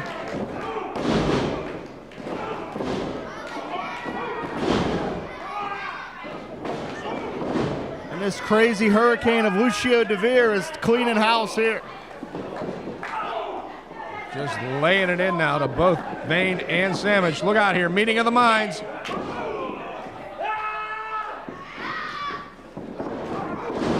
Huge double clothesline. And I'm telling you, man, Lucio just needs to find his spot. Yeah, there's because no two this ways guy about that. has unfiltered ability with the Death Valley driver. New champs. Paul, you know as well as I do that if Oshie Incorporated become the final Triple Crown Tag Team Champions, we'll never hear the end of it. Oh, there's no doubt about that. Even though Ronnie Starks isn't here, I'm sure he'll be the first one to climb that mountaintop and yell it from the mountains. This is completely out of control. Yeah, referee George has just lost all sense of ability here. And in comes loss prevention. Yeah, Stockholm's got the referee. Just as scheduled. It was too convenient. We know it's a trap.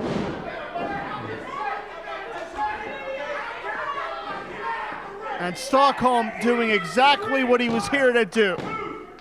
Allow for an OSHA victory. At a time of 13 minutes, 59 seconds, your winners and now the very last team to hold the Fight Society Triple Crown Tag Team Championship, Ocean Incorporated. It was a numbers game, Jim. At the end of the day, just too many out there for Gage and DeVere. And once again, OSHA Inc., our last Fight Society Triple Crown Tag Team Champions.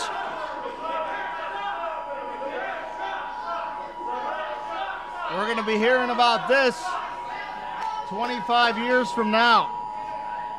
The 50th anniversary, Sandwich, Vane, and Stockholm are going to be bragging about this victory.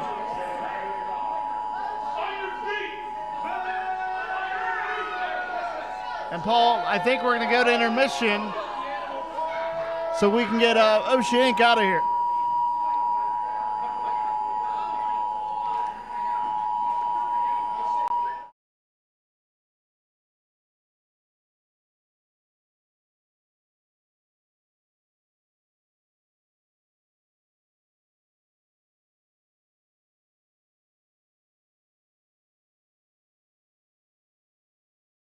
This show is a member of the Sorgatron Media Podcast Network. Find out more at sorgatronmedia.com. This show is brought to you by IndyWrestling.us. Check out IWC, RWA, and more. And listeners like you, support this show at patreon.com/Wrestling Mayhem Show.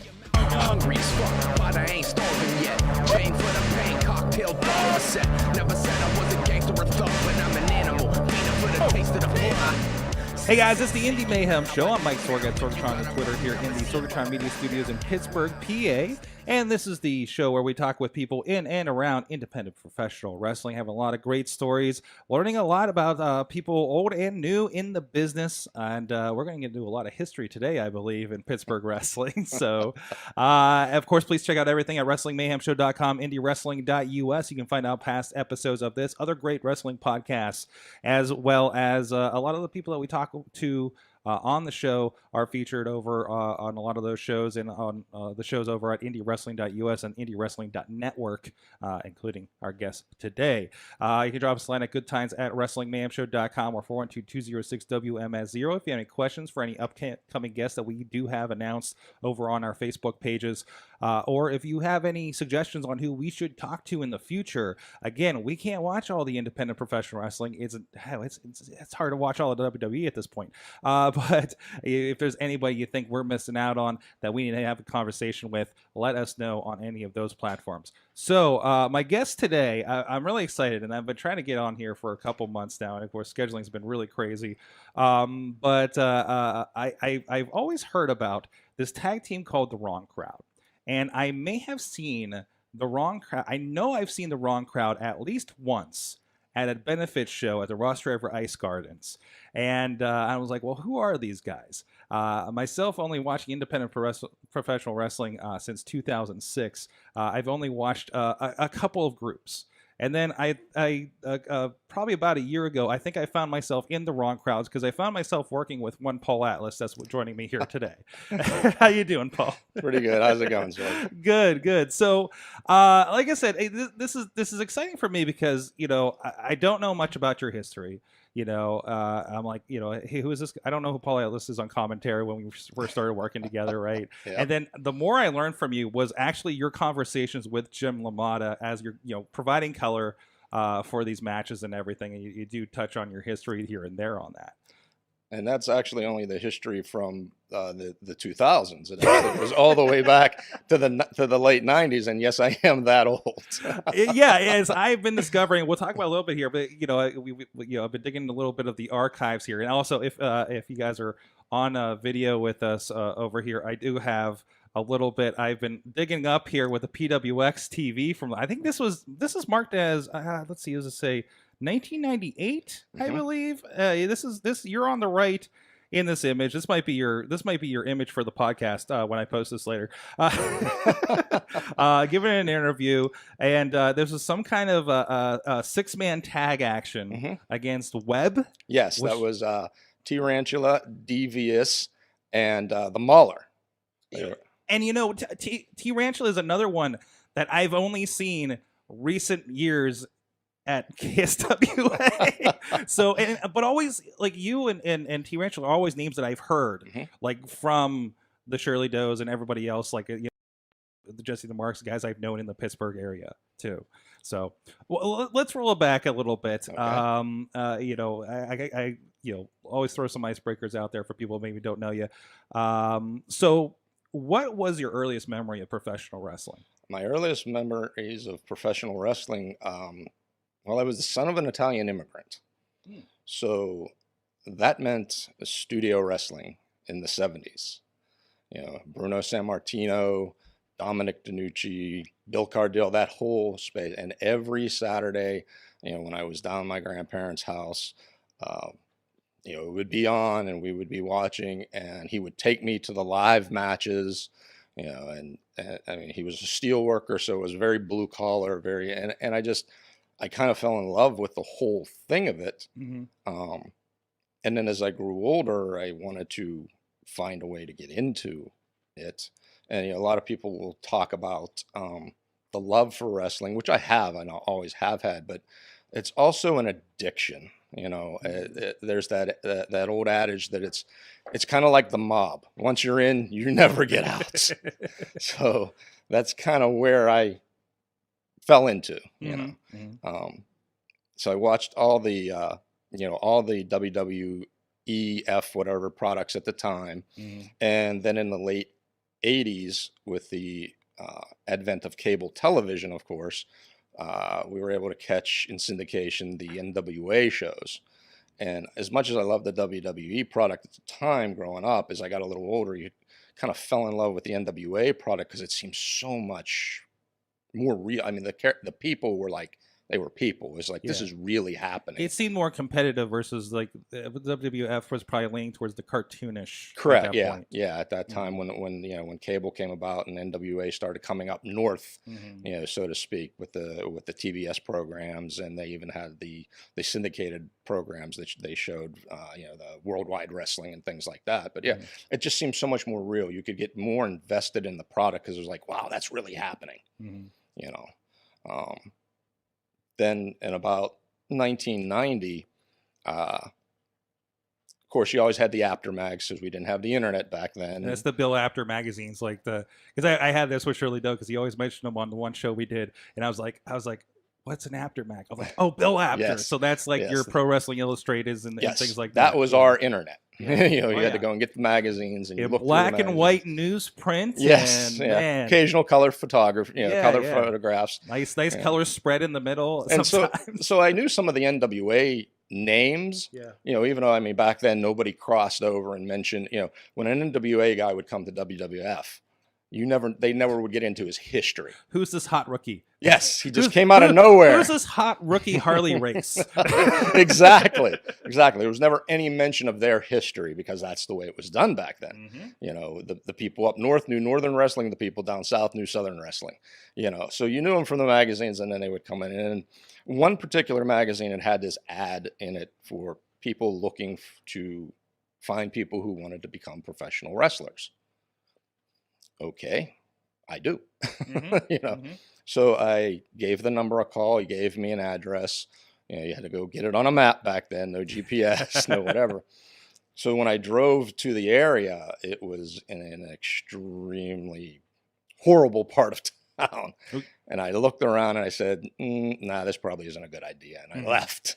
So, and apparently someone else who had seen the same thing, the same article, must have did the same thing. But I guess he made contact with this person and said, look, you're not who you say you are. I am looking for people. I want your numbers. I don't know if he threatened his life or whatever he did. So I get a phone call, and the guy says, hey, I hear you answered this ad. And I'm like, yeah, I don't think so. If you're him, I really don't think. He says, no, I'm not him.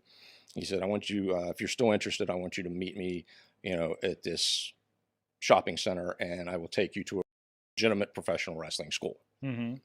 So at that point, I'm kind of like, but my love to get into the business kind of overshadowed my common sense at that point. And I said, sure, why not? Again, no internet, no nothing. Which is the usual formula for people that get into pro wrestling. Exactly. So, it's like, okay, I don't know anything about this guy. There's, again, no internet. You can't look it up and go, oh, yeah, this guy's legit. It's like, okay, I might be going to meet an axe murderer. I don't know, but I want to be a wrestler, damn it. Speaking of which, I think an axe murderer just got in the chat room. Yeah. So I met him, and I followed him out to this community center, and we went into the community center, and lo and behold, there's a wrestling ring. There are people training to be wrestlers, and that's where I met Joe Perry and Sean Patrick, who were kind of like the people at the time around the Pittsburgh area. Mark Hildebrand, Mark Curtis, he was the WCW referee. He was involved with them. Very big in the 90s. Yes. If you watched the Nitro era, the NWO, a lot of people remember or grew up on these days, that he was very prominent in that. So. Yes, he was a referee for them at that time, but he also started out as a wrestler. So, and him and Sean Patrick used to do these gimmicky matches, the Orange Dynamo against the Ninja Turtle kind of things, And Sean Patrick, that's the current KSWA ref, right? Yes, yes. Sean has been around even longer than I have, and Sean is. There's another guy I don't know his history. He's the greatest. He's the greatest ref to work with in the world. Even for an old guy like an older vet like me, it's like if you have a brain fart in the middle of the match, you just look over at Sean and he'll say, "This looks like a really good time to do this." Thank you, Sean. Yeah, always a fun guy. I like seeing at the shows. Yes, he's put a lot of time and a lot of his life into the business. So, so I began training there. Myself, another guy at the time, his name was Scott Wilcox. He was from the area as well. He actually went and was doing some Memphis stuff in the early 90s. He actually took over the humongous role for a while down there in USWA. Humongous? Yes, Lord Humongous. The Lord original. Humongous. Okay. Yeah, the original Sid Vicious role. Oh, okay. So they kind of, because of the hockey mask, obviously, all you needed was a guy with muscles, and he could be him. So he kind of did that. And so we began training, and it was funny because it was July the 3rd, 1990. Went in there, and they're like, okay, you want to be a wrestler? Let's show you a couple things. And they're like, hey, we've got this little thing we're doing tomorrow at this state representative's picnic. You want to be on it? Okay. So I began my training on the 3rd of July and wrestled my first match on the 4th of July. Wow. And it was... And by the way, like, I know training today, like, these kids are at least a year. Yeah, and there's a reason for that. Yeah. There really is. Because that match was horrible. Believe me. I think I threw 30 clotheslines because that's really all I knew. They were just desperate for bodies at that point. They needed them, yes. Because at this time, 1990, the territories had all just died. Yeah. They were either run out of business or bought up between Vince and Crockett as far as he could go before he sold to Turner. There was really no indie wrestling at that particular time. These shows were almost like the outlaw. The outlaw shows kind of became indie wrestling. Okay. Over the years. Okay. So because, like I said, there was no more territories. They just kind of filled the space as the territories disappeared and fell through. Yes. Okay. So that's kind of the infancy of indie wrestling, Mhm. and it wasn't even really as popular then. So I mean, you may go 3-6 months in between doing anything. Mhm. And there wasn't places to train in between. I mean, sometimes there were, it just depended, and I remember we were doing a show, I think it might have even been somewhere in this area, maybe, I want to say Baldwin or something like that at the gymnasium, and it was Dominic DeNucci was on the show. Now, I had already been working for about a year, and Joe, of course, was involved, Sean was involved, Dr. Sam Siegel, he just recently passed away. The doc was tremendous heel manager, was on the show as well, and so was Dominic DeNucci, and he got a hold of Sam after watching the matches, and he spoke of my match in particular, and a couple other guys. So Sam got a hold of Joe. Joe got a hold of me and said, hey, Dominic is still running his school out in Freedom, PA. It was an old schoolhouse. And Dominic wants to know if you'd be interested in coming out. Shit, yeah, be interested in coming out. I mean, again, I was a grandson of an Italian immigrant. Dominic was the man next to Bruno. So here we go. Okay, yeah, sure. Give me the address. I'll be there. And I met with Dominic, and we talked business. And I said, he said, come on out. You can come out. We train here every week, and the ring was literally in a classroom. So there was no coming off the top rope. You hit the ropes, you hit the brick wall. So you learn to wrestle and you learn to polish your wrestling. And that's from there is where, things got a little bit, you still may have went 3-6 months in between different things, but now the indies were slowly starting. And that's actually where I met Tarantula. He was there at Dominic's school at that time. And, just slowly progressed from there and kind of learned the business end a little bit better, learned how to protect yourself in the ring in case you ran into any shady characters, which you never really find in wrestling. No, not at all. And I kind of became a more polished performer at that time, because this was just shortly after Shane had been there, Mick Foley had been there. Shane Douglas. Yes, Shane Douglas. And we went from there, and then. So this is the same school that we hear about if you read Mick Foley's book, coming to the Pittsburgh area, training with Shane Douglas. Yep. Yeah, it was out in Freedom, Pennsylvania. Like I said, it was an old schoolhouse, and he had the ring in a classroom. So you learn more of the technical end with Dominic, obviously. Yeah. And of course it was a much different style back then. Anyway, not a lot of what goes on today. And I have no problem whatsoever. Everything has to evolve. So I get this. Everybody, they should go back to the old school ways. Yeah, no, you know what I mean. Everything has to evolve, or it's going to die off eventually. Yeah, and there's a place for that too, and an appreciation. Yes. And I think that's the nice thing now is there are so many versions of professional wrestling, right? Yes, there are. Jake is doing part of my interview for me here in the chat room. He says, Paul, what's an outlaw show for those that don't know? Okay. Yeah, that's the old guy there, huh? Outlaw shows used to be ones that came into a territory.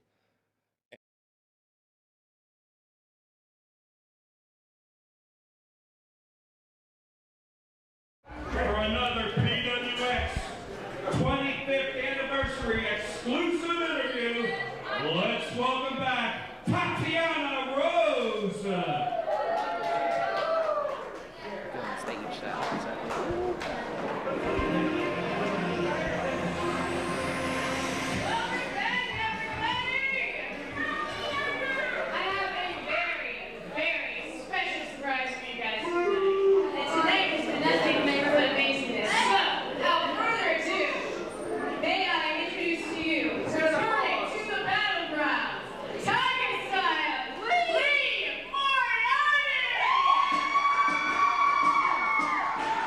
On a night that we celebrate the past, here we are seeing the future in the best pound-for-pound athlete in Pittsburgh today. He's here, the apex of combat, one Lee Moriarty. The man from day one when I saw him, I called him money, and I haven't been wrong yet. This kid is going to be on national TV before you know it. A former PWX heavyweight champion, a former PWX tag team champion. You have had some amazing success over the years. How do you feel returning to the battleground tonight? Battlegrounds is where my career started. For the past few years, I've been able to go to Mexico and try to cross the United States. But none of that would be possible if I didn't start here in Christ. So I'm here tonight at the anniversary show to talk about the future of this brand. See, although I'm not a part of my society, I still come around, I still check out the matches, I still watch the students come out to school. And there's someone in particular I've been watching, AJ Alexander. Why are you so short? Take it now. All right, okay.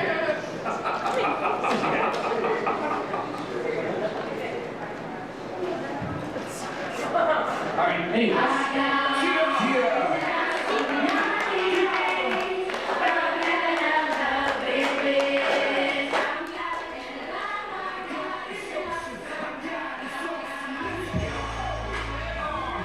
Well, Mr. Moriarty, ask and you shall receive. Here comes AJ Alexander.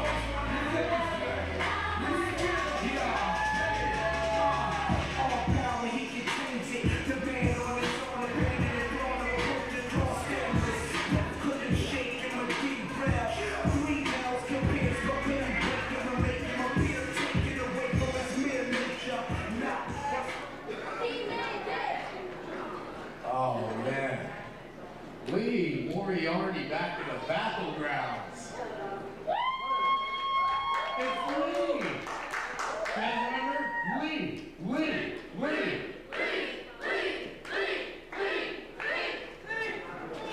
And as great as it is to see you, and you just gave me a little bit of praise, and I want to thank you. I'd like to shake your hand. Don't do it, Lee. You made him bleed. Don't do it, Lee. Wait a minute, what was that? A little show of disrespect there. Now wait a minute, AJ trying to blindside Moriarty. You have a lot of potential, but you need to understand the difference between hungry and greedy. You slap me in my face again, I'm gonna knock your ass out. And shave your stomach, you stupid hoe.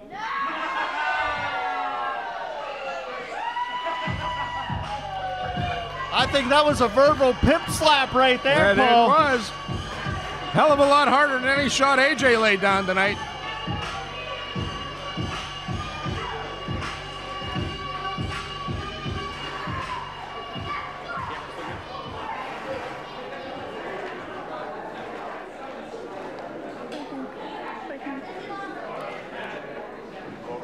This next event is scheduled for one fall. At stake will be the Pro Wrestling Express Heavyweight Championship.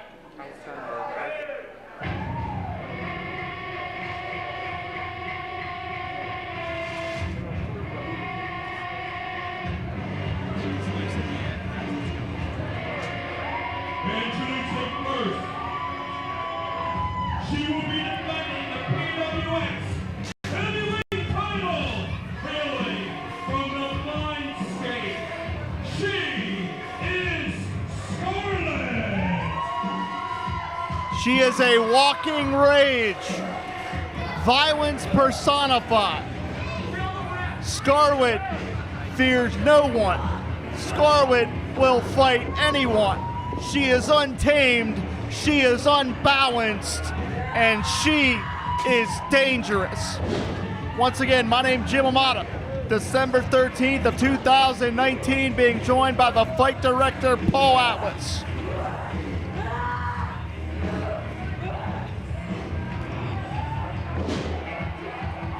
And Paul, the wrath behind those eyes tell a very twisted story. Oh, this young lady is pure violence in the making, is Scarlett. Man, woman, or beast, doesn't matter. She will take them all on.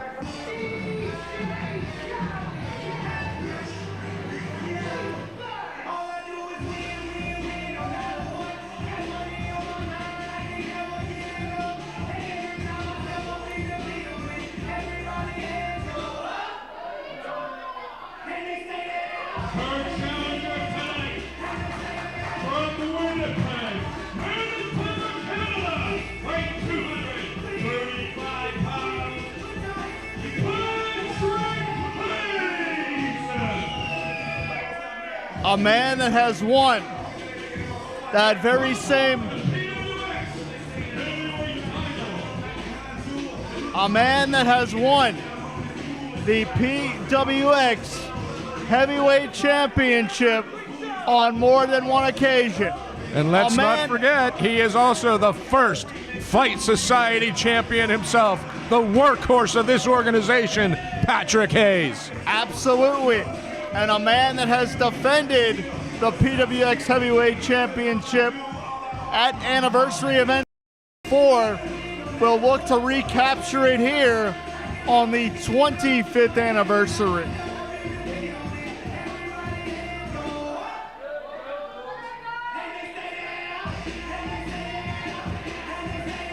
Patrick Hayes really found himself and took his game to an entirely different level under the Fight Society banner. He could put himself among one of the last champions of the Fight Society.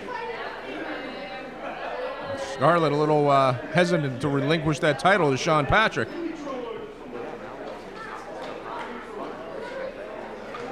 And Paul, as much as she terrifies me, I say this with no exaggeration. This is not wrestling hyperbole.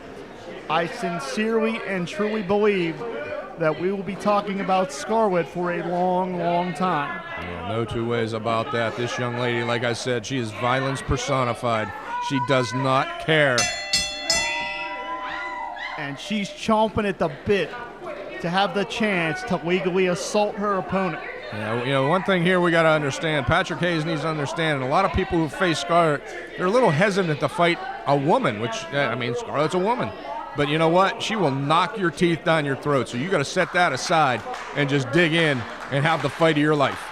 Keep in mind, Hayes is a 13, 14-year veteran, and Scarlett showing absolutely no hesitation. She won't be intimidated by anyone or any situation.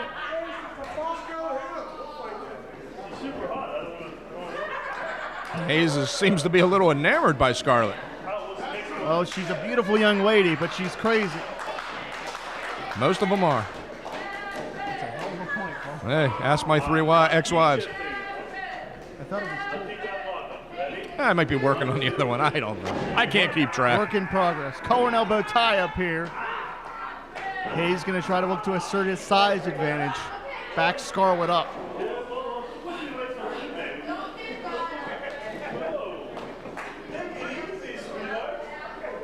Paul, you can really see that she is seething in there. She has that inner rage that I don't know if any of us will ever truly understand. No, she definitely, she just wants to torture her opponent. Not just win, she wants to torture.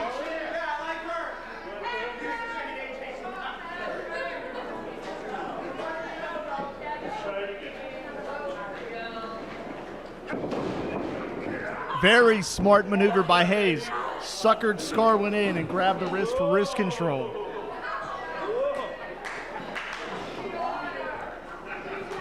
Scarlett trying for that low base to escape and resorted to violence.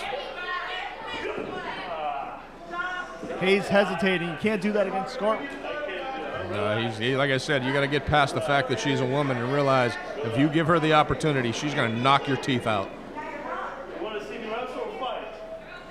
The Scarlett's about gender equality. She'll beat up any gender. This is true. Male, female, or anywhere in between, Scarlett will knock your lights out.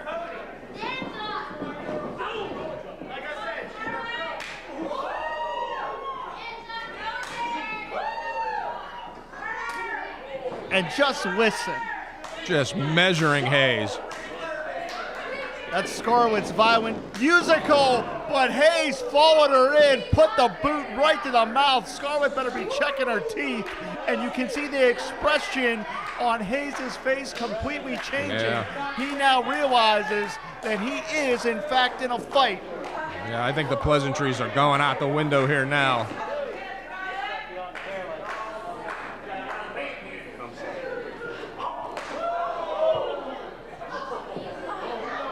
Yeah, he didn't hesitate that time, that's for sure. And you can't when you're in there with Scarlett, or anyone else on the Fight Society roster for that matter. The force of those chops are actually taking Scarlett off of her feet. Yeah, that's not an easy thing to do by any means. And Hayes just bull rushed her, ran her over. You said you wanted to see a fight? Huh? Come on, you want to see a fight? You can't do it in here. And what does Hayes have in mind here? Championship matchup that you can only win in the ring. So where's Hayes going? He's looking for something under the ring here. It looks like... is that a broom handle? I can't... Something. Broom handle, mop handle, something. Hayes is pretty much empty in the ring. Little Windex there. Paul, to my knowledge, this isn't a no disqualification match. No, this is a heavyweight championship match to be contested under regular rules for the PWX heavyweight championship. And Sean Patrick, senior official, great to see him here on this 25th anniversary. And Sean Patrick's going to call an audible here, but to my knowledge, Hayes could be flirting with disqualification. Oh my! His lights are up again.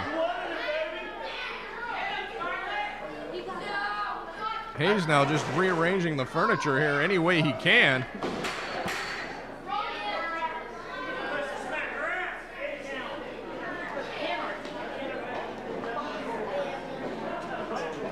And Jim, I don't know if you noticed or not, but it looks like Hayes is limping a little bit there.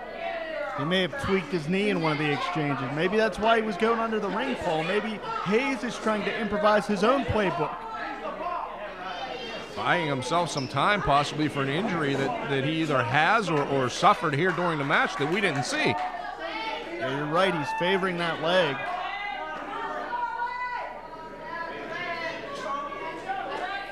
And that may be why Hayes is hesitating to get back in the ring here.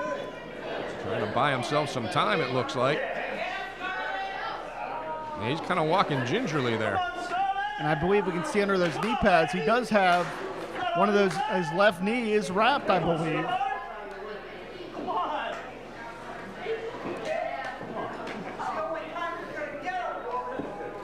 Now this is a mistake. We can't do this with Scarlett. 5 minutes gone, 5 minutes. What's he doing here, Paul? Oh my God! And right on that knee. Hayes may have just tore his hamstring. The back of his leg got hung up on the top of that chair. He hesitated, and he may pay the ultimate price. And that was that leg you said you see the wrapping on it. He's been walking gingerly on this whole time.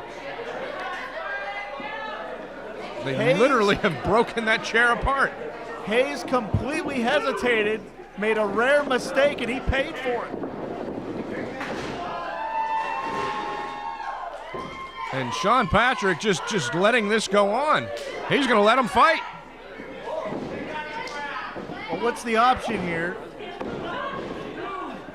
It's either that or you have a DQ and a title matchup. Sean Patrick making his decision, his discretion, wants to see a winner in this title match. And I'll give Sean credit for that because that's exactly what we want here tonight. We don't want any inconclusive decisions here on this 25th anniversary. Yeah, on the final round of the Fight Society, we want clear and decisive conclusions to this night. Hayes looking to, I guess, clean the windshield, for lack of a better term. Somebody gets sprayed in the eyes with those chemicals. Sean Patrick may not have a choice but to stop this match. Look out, Sean. Oh, God, Hayes just got it. Into the eyes. Yeah, I honestly can't blame Scarlett. Hayes introduced that Windex bottle to the match, and it may come back to bite him in the ass. First the hamstring, now the eyes with the Windex. Scarlett is proving there's nothing that she won't do. I can't see, man. Now Hayes is asking for help, but as you said, Paul, he was the one that introduced these weapons into this matchup. Perhaps Hayes came in a little overconfident.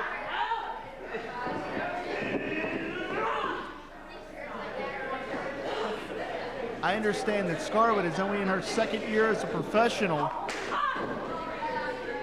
but Hayes clearly underestimated what she brings to the ring. Hayes trying to do anything he can to clear his vision here. Don't get me wrong, Hayes has a reason to be confident with as many championships as he's won. He's taking a selfie now with a Polaroid. And this is a throwback night, isn't it? I'm telling you, that's the original gimmicks from days gone by. Cheese, say cheese, Scarlett. Somewhere Virgil was using that thing to con $10 photo ops. Without a doubt. Oh! And again, she just cracked Hayes with the camera. And again, I can't blame Scarlett. Hayes is introducing these weapons into the match. Each one, again, coming back to bite him in the ass. Paul, you know as well as I do, this Polaroid camera is like getting hit with a damn brick. Yeah. I know I'm dating myself, but I owned a few of them. Look out. That's a rake. That's a rake. Oh, just raking, literally raking Hayes' back. She's like a cannibal in there. She's trying to rake the flesh off the body of Patrick Hayes. Oh my. Sean Patrick is like beside himself here. I mean, he wants to try to take it away from Scarlett, but he also doesn't dare. She is trying to Oh, rake. no, wait. Mr. Hayes will be singing soprano this Sunday in the choir. And Scarlett is grinning like a Kesher cat. She loves this stuff. The more pain that Hayes is in, the happier that Scarlett appears to be. Paul, she was trying to quite literally rake the flesh off his body. Oh. Again, as I've said before, this young lady is just pure violence. She cares about nothing but just torturing her opponent. I didn't want to do this. I didn't want to do this. But you know what? It's time to take out the trashy bitch she is. Hayes now. Wait a minute here. He literally got a trash bag in his hand.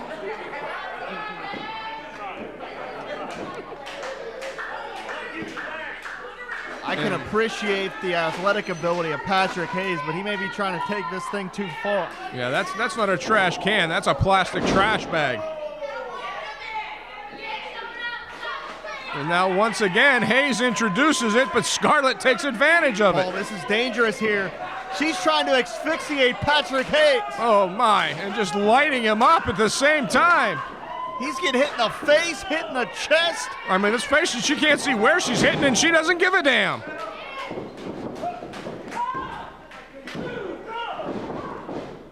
Hayes with his arms restricted had to kick out. Trying to get a breath if he can. I'm sure Hayes gasping for air now, having been locked up in that plastic bag. He may be asphyxiated, blind, or scalped by the time this matchup is over. I think it's all the above, and well, there's really not much you can say about that. There's a lot we could say. I'm just choosing not to say any of it. He's still trying to get some oxygen.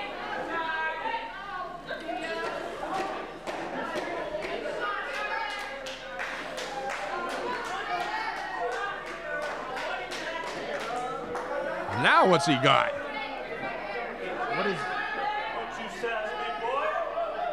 What is that, Paul? I have no idea what in the world does Hayes have in his hand.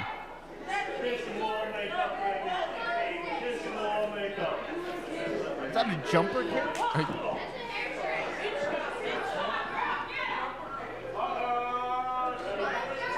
And again,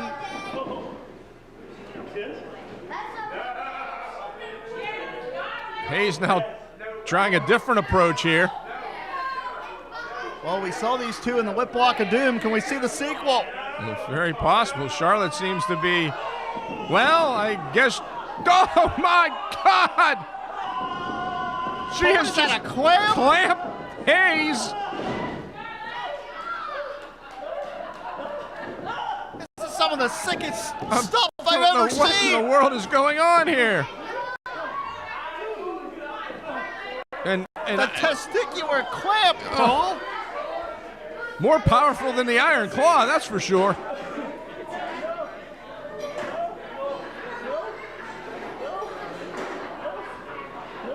And I hate to sound like a broken record, but once again,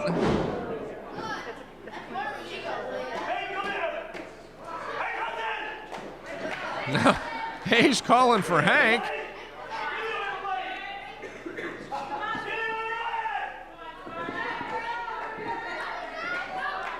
He's got, now what's he got? Did he just mug Hank Hudson? I think he just mugged Hank Hudson. He stole his payday. This is all secret. I can get a better one downtown East McKeesport right now. This is a pack of Newports. I'm golden, fella. For the record, smoking is a disgusting habit.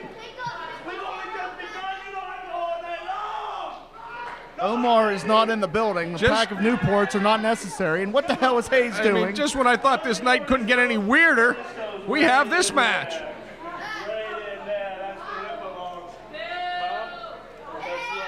Now, what's Hayes trying to prove here? Do you want to win the championship? The title is on the line, He's Hayes. trying to prove that eventually he's never going to have children. And there goes Scarlett. There it is! Lip Lock of Doom Part 2! Hayes has been asking for it.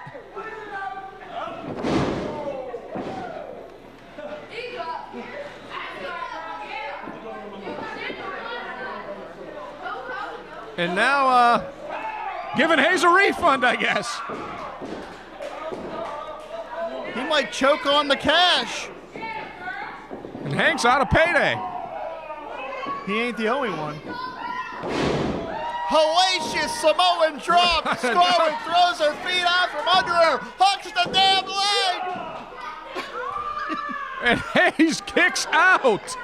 15 minutes gone, 15 minutes. Good Lord. This may be the wildest championship matchup we've seen in the past 25 years, or you've seen in the past 25 years. I've been around for the entire history of this place, and I can tell you right now, I have never seen this. Oh, man, Hayes got her pinpoint on the button right under the chin. And what the hell else are we going to see before this one's over? Hayes trying to get to, yeah, he's going to try to climb the ropes.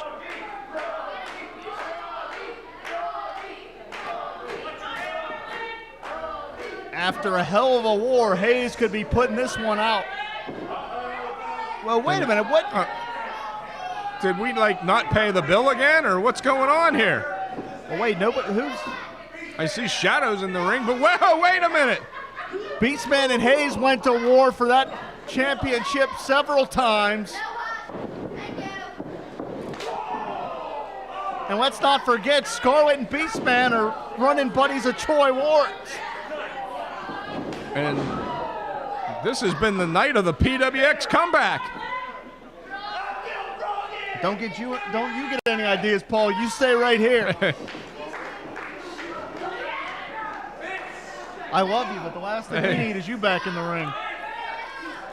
Huge frog splash connects from Hayes. He got her. New champ. In a time of 16 minutes, 58 seconds, your winner of the brand new PWX Heavyweight Champion, Patrick Hayes. Oh, wait a minute. Todd Thompson's out here. And he's saying something to Sean Patrick. I'm not quite sure what's going on here. Wait, what's going on? on? Sean is our senior official here. And now he's telling something to Hank Hudson. Wait a minute, what's going on? Sean and Hank in deep conversation here. here. We saw a 3 count, so what? We saw a 3 count. Hayes the champion. Sorry, you want to tell me what's going on here? Can I have your attention, please? Oh, wait a minute. Referee Sean Patrick was under the impression that this match was under Fight Society rules. However, the match was under PWX rules. Well, we talked about this earlier, Paul. Therefore, the winner of the match via disqualification, Patrick Hayes.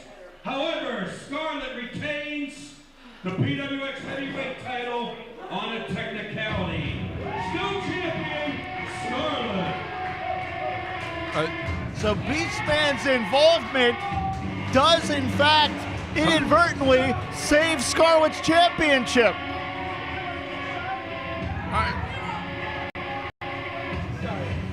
But Paul, I believe that Hayes may deserve a rematch. Oh, without it, well, yeah. On a pure, unadulterated technicality, Scarlett will take that championship into 2020.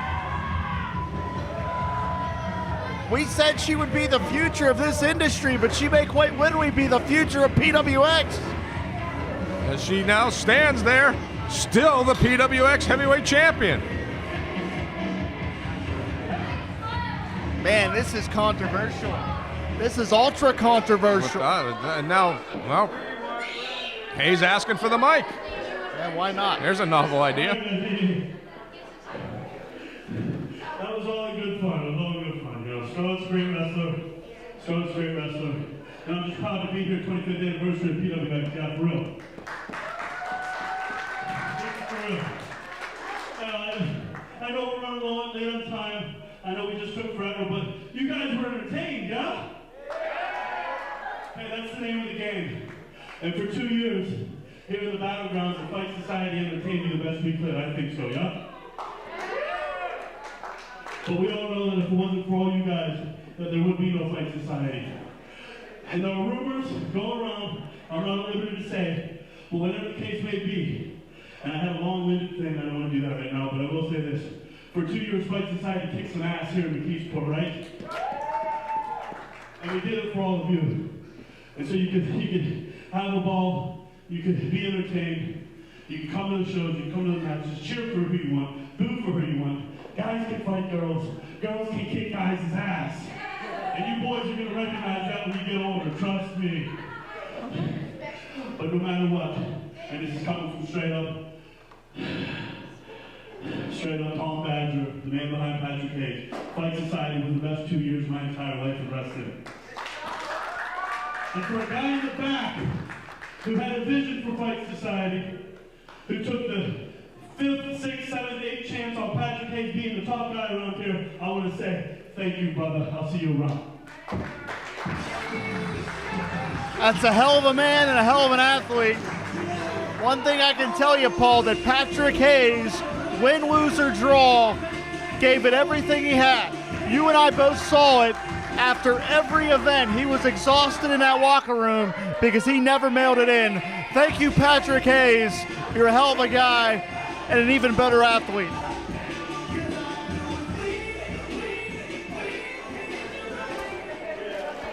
This next event will be a grudge fight. It is scheduled for one fall.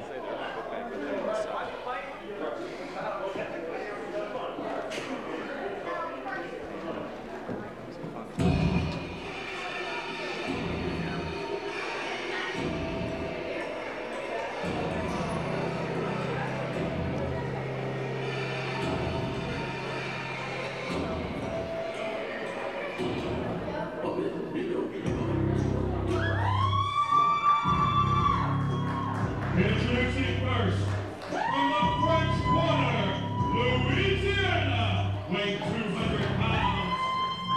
He is the Bayou Scarecrow, Christian Noir.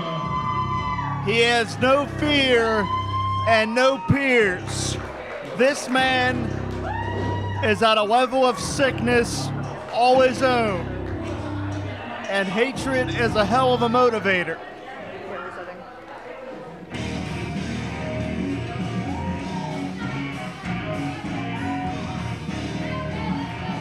And his opponent, Alicia Valley, Ohio, weighing 220 pounds, Zach Hunter.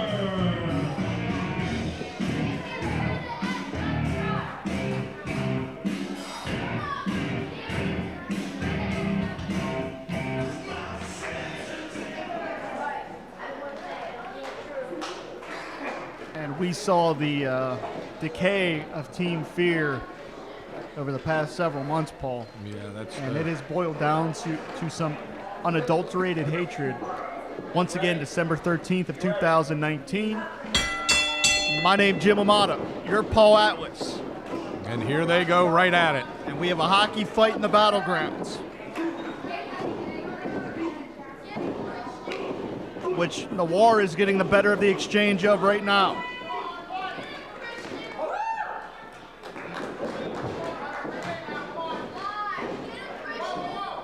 And Noir, like a macabre kamikaze, is throwing himself right to the outside of the ring to continue this fight. And let's make no mistake about it, no barrier, no ring ropes, no guardrails will contain these two athletes. Paul, you and I around the Pittsburgh area have seen Christian Noir in some of the most unusual and bizarre circumstances, and somehow he always comes out still ready to fight. Oh yeah, as much as macabre and as mentally unstable as this guy is, with that deep soullessness of his, he has that fight in him no matter what. But Zach Hunter himself is no slouch either. We've seen him in some hellacious battles as well. Absolutely, the West Virginian roughneck is as gritty as they come. And perhaps that's why Noir resorting to a technical approach here. The kamikaze aspect I was talking about. He launches himself at Zach Hunter, hooks the leg. Gets just a 1 count. And Noir trying to change this from a brawl to a wrestling match real quick all of a sudden here. Noir avoids the contact. Hunter does not.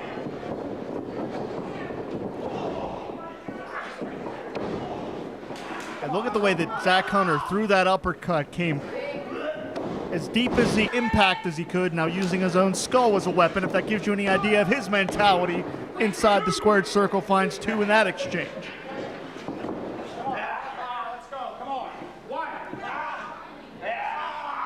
You want to talk about nasty, Zach Hunter trying to fish hook the mouth in the face. Yeah, just tearing away at the facial features of Christian Noir. Zach Hunter's like a demented dentist. I believe he wanted to take some of those molars out of the mouth of Noir.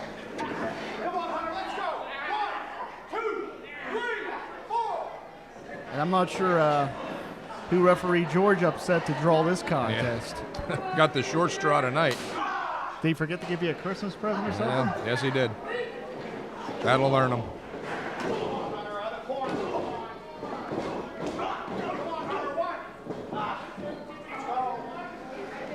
And look at the cold, calculated eyes of Zach Hunter as he drives the knee into the side of the face. Noir's head ricocheting like a basketball, but we know he's double tough. He's sick, he's demented, but damn it, he's double tough.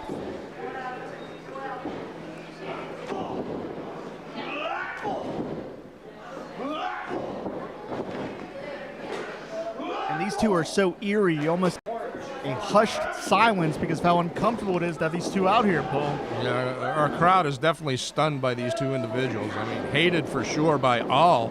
They're not even really sure if there's someone they should be cheering for right now. Noir runs into a back elbow. One more time, telegraphed it and paid for it. Hunter elevates himself on the ropes there. Improvised offense. Spikes Noir into the canvas.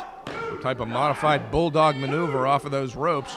But only getting a 2 count. That's Zach Hunter, as unorthodox as he is, showing his wrestling pedigree. He improvised in that exchange, creating offense on the fly. But that right there is just stomping on the throat. There's nothing scientific or technical about that. Not in the least.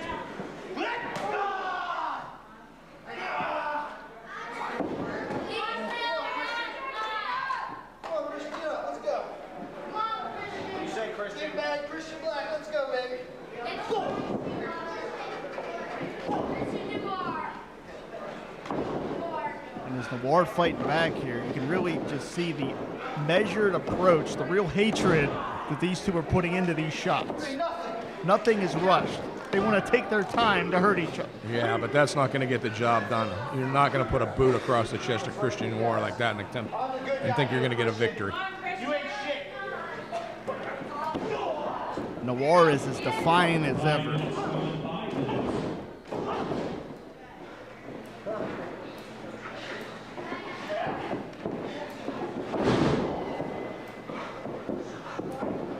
I believe Noir may have caught Zach Hunter with a jawbreaker. Noir countered that time. X-plex, release suplex. Finds just 2. You know, Jim, I got to put an exclamation point on what you said earlier. There is an eerie hush about the crowd right now during this match.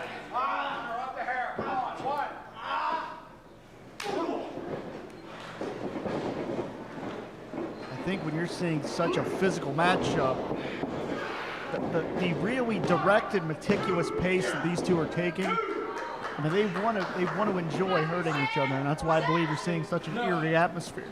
Although Noir being out here is eerie in itself.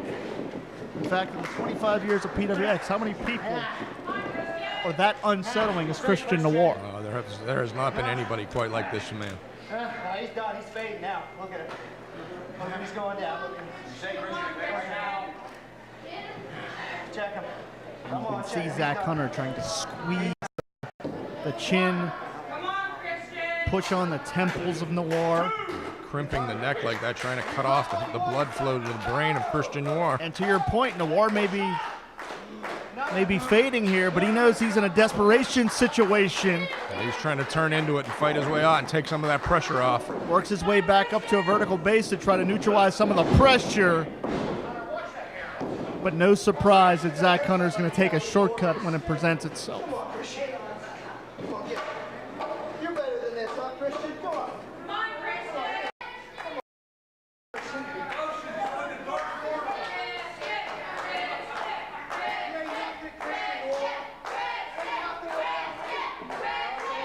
Hunter shoots him off here.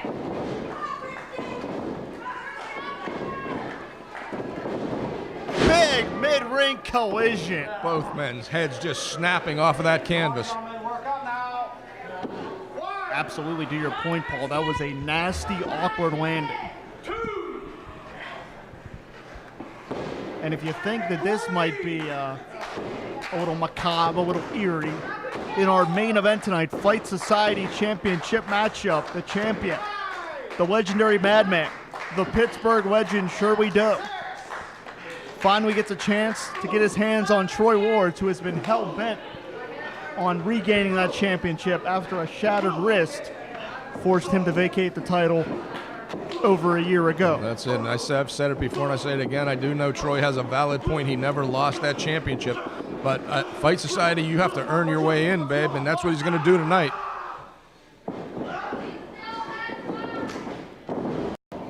Noir running through Zach Hunter. Soulbutt. Noir is really stringing the offense together here. Lateral press. Only a 2 count.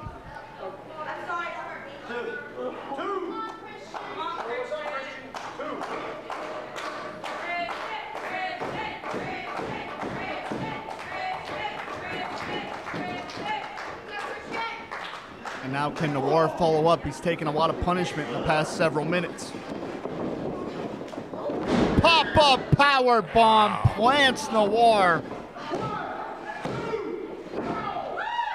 And somehow he got out, but Noir looks like he's in a bad way right now. I thought for a while there he was going to be able to counter that, but Zach Hunter was just a little too fast in the execution. That may be the last gasp of Christian Noir, excuse me.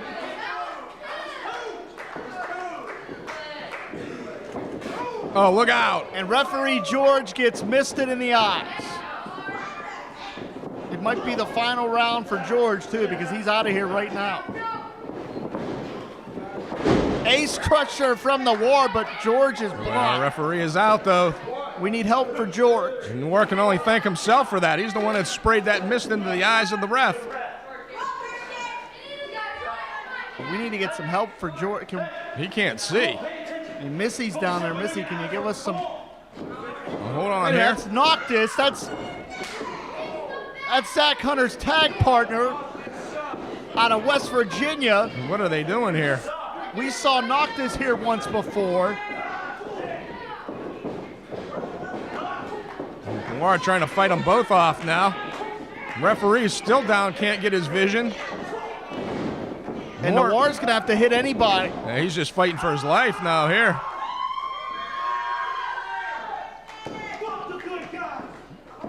Yeah. Look out.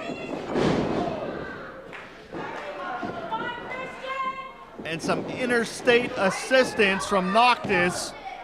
George is still out of it. He got him.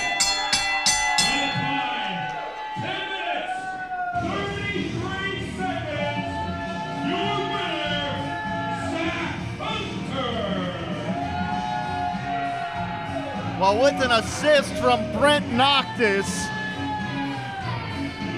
Hunter wins the Team Fear confrontation. But where does this leave Noir?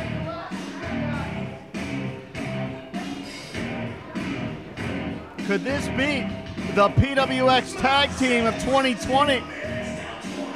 Could Zach Hunter and Brent Noctis stake their claim here in the PWX?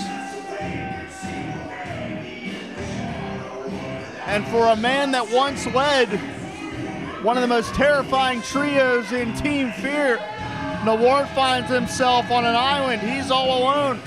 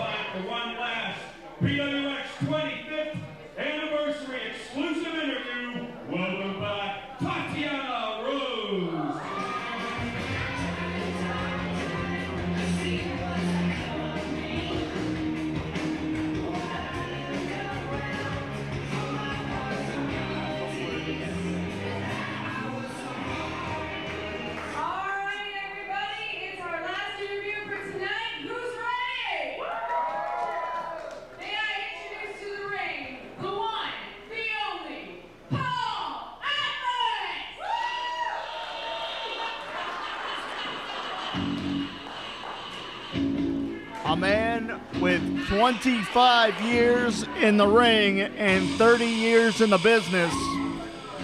I can tell you I've had the pleasure of broadcasting with Paul Atlas for about the past 18 months.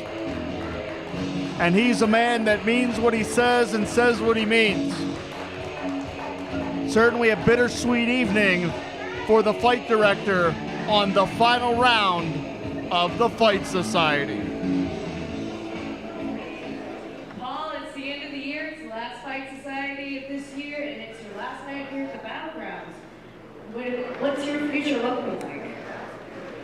Well, Tatiana, let me tell you something. 25 years ago, I came into this place where it all started, and Pittsburgh wrestling changed forever. There would be no others if it wasn't for this place. And then 2 years ago, well, actually, let me back that up.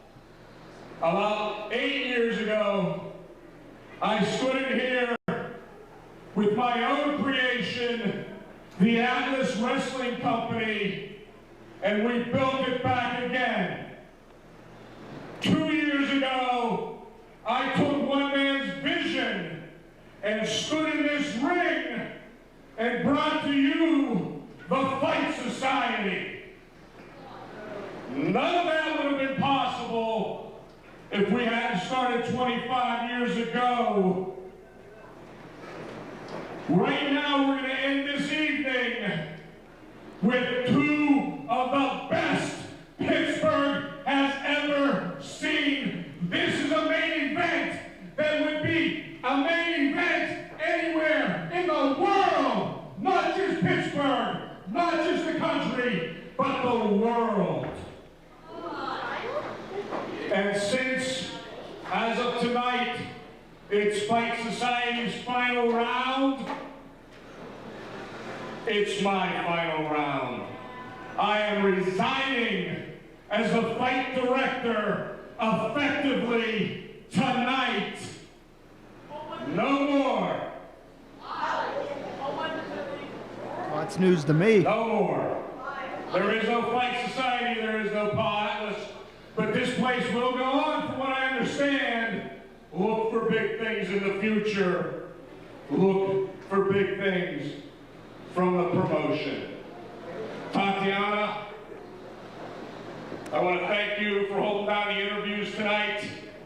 I want to thank each and every one of you who for the past 25 years and the past 2 years have come out to the Fight Society, have come out no matter what name this place had, no matter what the letters were. You came out here. We worked our asses off for you. You cheered for us. And you made this what it is. Nobody else. You people made what it is today.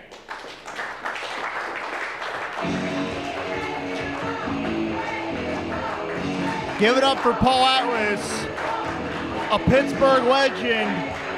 And there's no BS when you come from that man.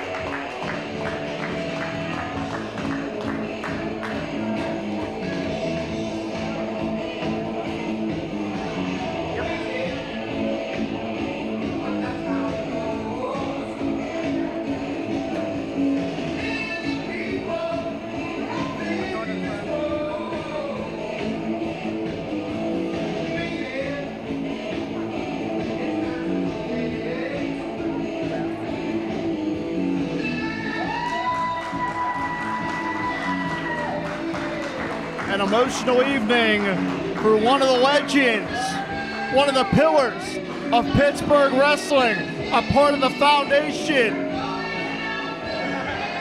one Paul Atlas.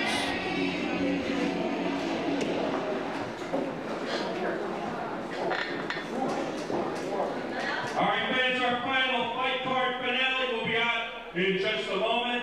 As far as the next date of live wrestling or fighting here at the Battlegrounds, I am not 100% sure. I've been trying to find Jim Miller for the last 3 hours. But there will be wrestling action here in the near future. Log on to the website, www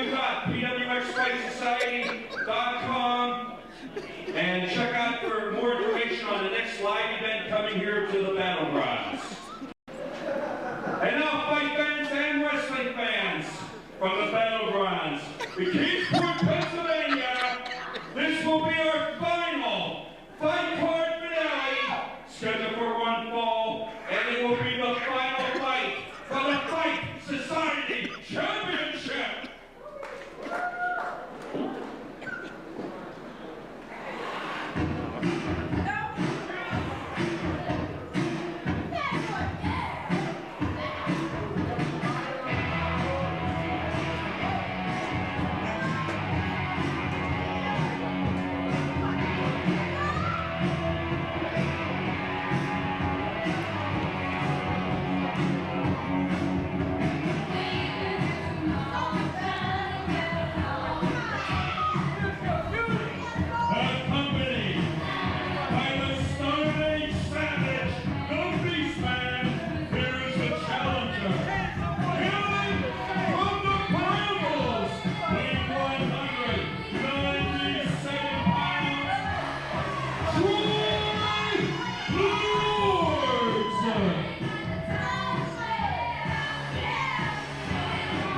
December 13th of 2019, on the final round of the Fight Society, in celebration of the 25th anniversary of the Pro Wrestling Express.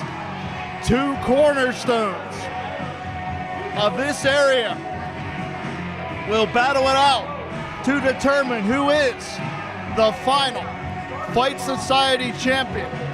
Of course, my name's Jim Amata, and being joined now by the former fight director, Paul Atlas. Paul, I was unaware of your announcement, but one way or another, we soldier on with the final Fight Society championship matchup. Yeah, I'm going to definitely finish out the evening here. Without a doubt, fulfill my duties for this one last match.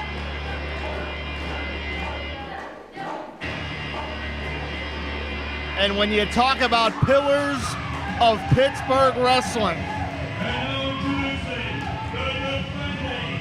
Undisputed Fight Society champion from Dick Spot Mental Hospital, weighing 250 pounds, Shirley.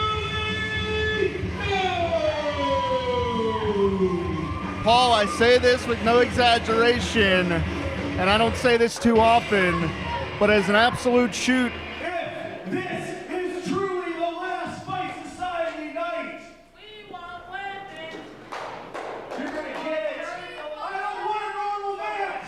I didn't come here to wrestle. I came here to kill Troy Lords. This match has no goddamn rules. I respect Shirley Doe as much as anyone in the wrestling business. He is a credit to the wrestling business. Pittsburgh wrestling is better off because of everything that Shirley Doe has contributed. Pittsburgh wrestling would not be what it is today without Shirley Doe.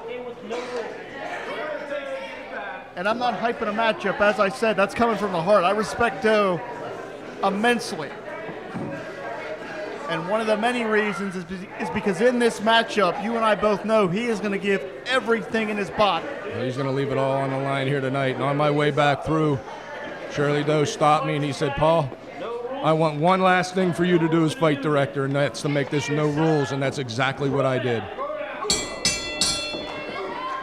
And we are seeing fist immediately as Troy exchanging shots with Doe, and Troy is one of the few that can absolutely exchange shots with Doe. Of course, as we said, this journey for Troy Ward's started just over a year ago when he snapped his wrist in a winning effort against Patrick Hayes. Troy Ward's continued a matchup for another 25 minutes with a wrist broken in 2 places. He was forced to vacate the championship, and he has been hell-bent on regaining that championship since he returned here to the Fight Society. And here is his chance. Everything that Troy Ward's has wanted to do for the past year resurfaces in the fight card finale. And Troy Lords was none too happy with me when he came back, and I told him he had to earn his way in, but he did just that, and now he gets this title match by that fact that he did earn it. Beautiful leg lariat from Troy, caught Doe right in the nose. Cover here, Doe kicks out at one, way too early in that exchange. Perhaps Troy went for that pinfall just to give Doe something to think about. Well, no Saying, two ways hey, about that. It's only a few minutes into this matchup, and I had your shoulders on the canvas. Yeah, he will definitely play mind games, will Troy Lords.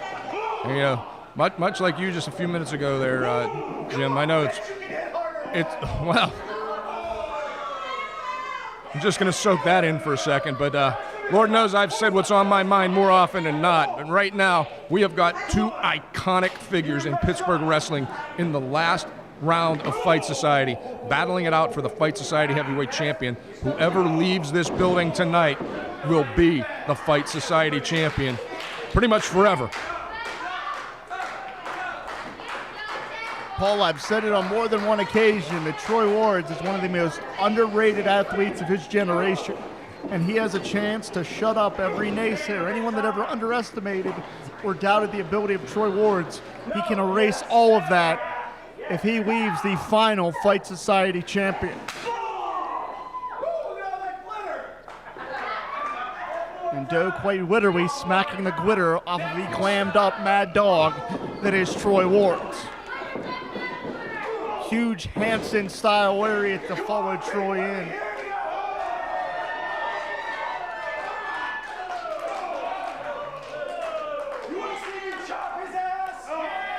And Troy Lords will play every mind game there is in the book, but Shirley Doe don't care about mind games. Shirley Doe is a mastermind himself. Yeah, he has a PhD in ring psychology. But perhaps Troy suckered him in there.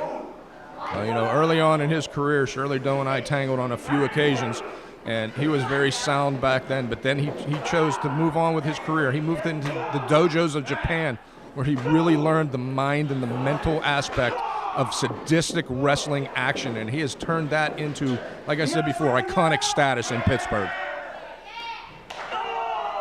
And just listen to that contact. Flesh on flesh, bone on bone, all physicality from Shirley Doe.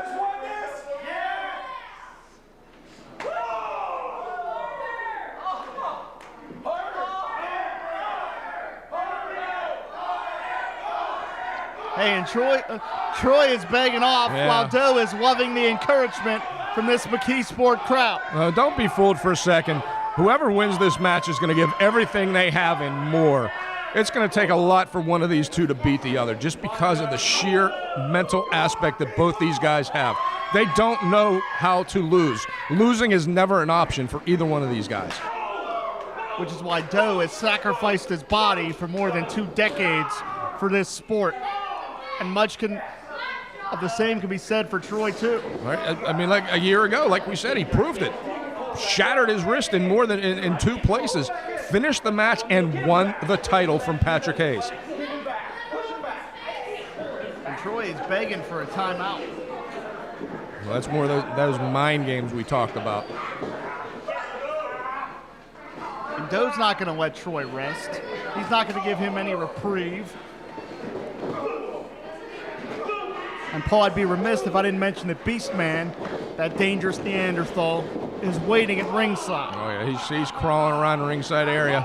You know, some sort of new alliance that he's developed. And let's not forget, for the longest time, the only person we knew of that could control Beastman was Shirley Doe.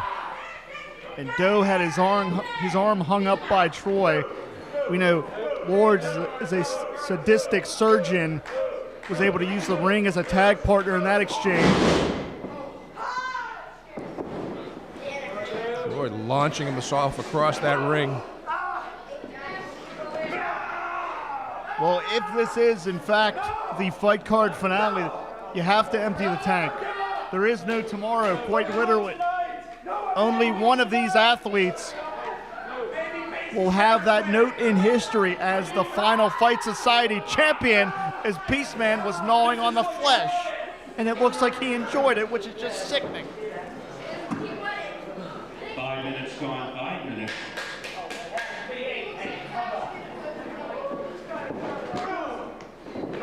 you just listen.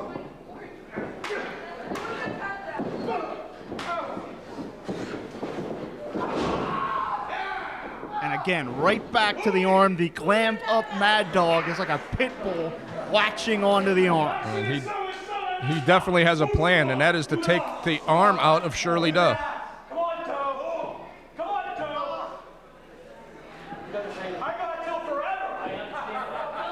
Well, this is true. Troy just made a hell of a point. That's right. It's no rules. Doe was so anxious to get his hands on Troy that the no DQ stipulation may come back to bite him. Although he may not be biting anything after he took a knee right to the face. It's a good way to dislocate your jaw. Doe able to roll that shoulder.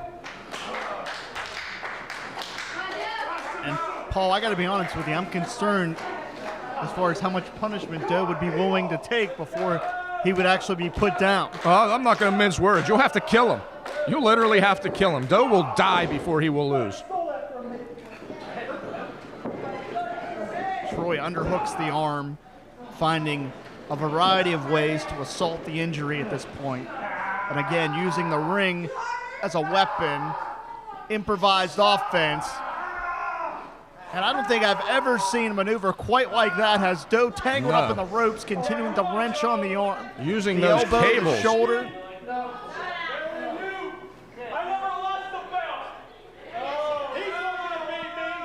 Troy makes a valid point there. As I said before, this has been his beef all along, is he never lost that championship. And that's right. We had to take it off of him because he couldn't defend it. Well, Troy was on the shelf for 6 months. It required 2 surgeries to repair that wrist. Right, and with Fight Society, you got to fight every night, and when you can't, then we had to take action.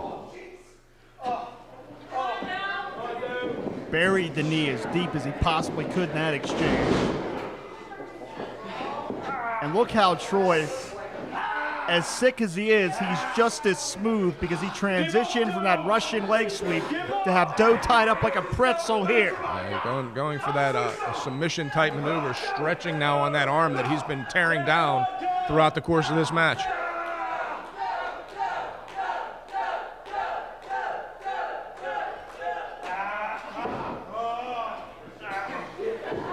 And Doe just having to force his way out with blunt force. And I'm not sure how much that left arm can take in this exchange.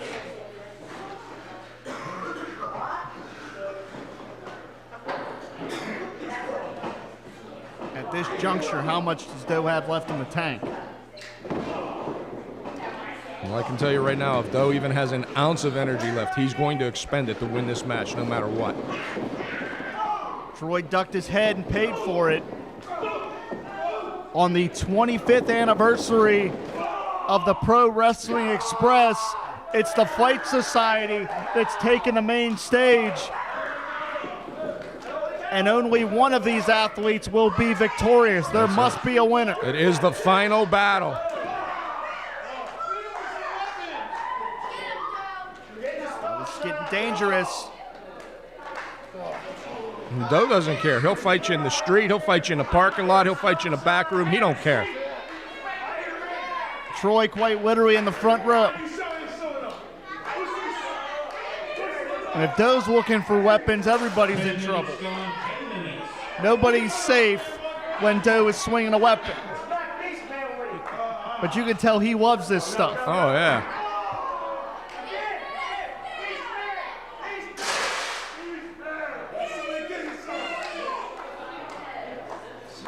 And as unhinged as Beastman is, he's kind of kept his distance this whole time. Oh, man, Troy just stumbled through the guardrail. I'm telling you, this won't be contained anyway. These guys are going to probably quite literally fight to the death. Look out. Beastman's got the sign. Doe doesn't see him. Well, he certainly felt him, that's for sure. We knew it was a matter of time. And that sign is bent with the body of Shirley Doe. Oh, no. Look out, look out, look out. I thought for sure he was going to ram him into that ring post, but he chose. But he puts Doe back in the ring where Troy can win the championship. There was a method to the madness. Troy's got both legs and his feet on the ropes, but Doe able to kick out.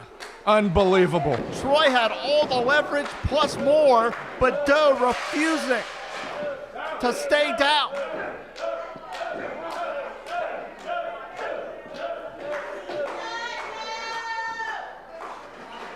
And again, Troy living up to that mad dog mentality. Troy is incensed.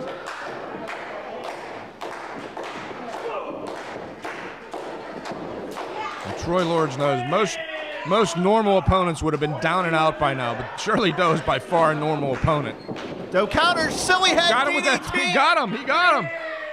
But can Doe capitalize? He may not have enough left in his body, Paul. That may be the last gasp for Doe in the Fight Society. Trying to roll over now. And Beastman conveniently there to put Troy's foot on the ropes. Yeah, he got the assist, that's for sure. But that may have been it. Troy didn't look like he had enough energy to kick out there. Beastman may have just saved Troy's chances at that championship. Who wants to see me murder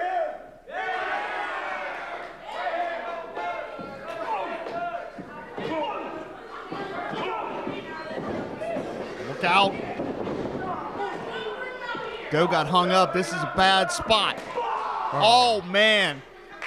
Troy now taking advantage of that. Yeah, that low blow speaks for itself. And look at these cross faces. The way that Doe's head is ricocheting on impact is just uncomfortable to watch. And just once again using the steel cable to just stretch Shirley Doe. That could be the kiss of death on the title reign of Shirley Doe, who got planted. We've seen that maneuver out of Troy Lords many times before. This could be it here now. Doe's head was like a basketball. But he still kicks out. Amazingly. The heart and desire, the passion that Doe is bringing to the squared circle is unmeasurable. I've said it before, and I'll say it again. One of these two guys may have to die for this match to end. Paul, you can't measure heart, but I can tell you for one thing. I can say without any hesitation that Shirley Doe has one of the biggest damn hearts we've seen in this sport. Puts on the brakes, swing and a miss. Bottom drops out, and again, Doe's head hits the canvas very, very hard. Inches away from reclaiming the championship was Troy Lords. Do not get any closer than that. And Beastman has finally gone crazy. And unfortunately, there are no rules, so this is perfectly legal.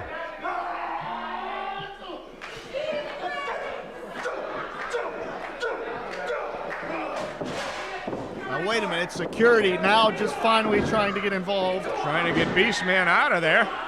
And this isn't going well for anyone.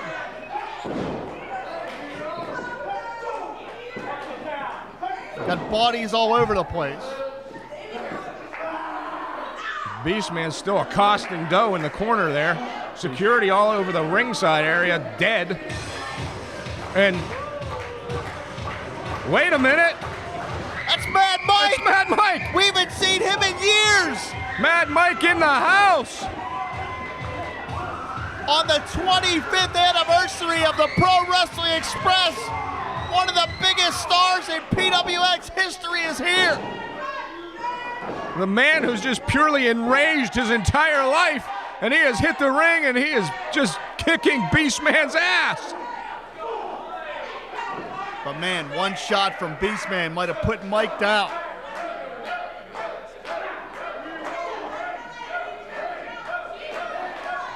Look out, what's Beastman gonna do?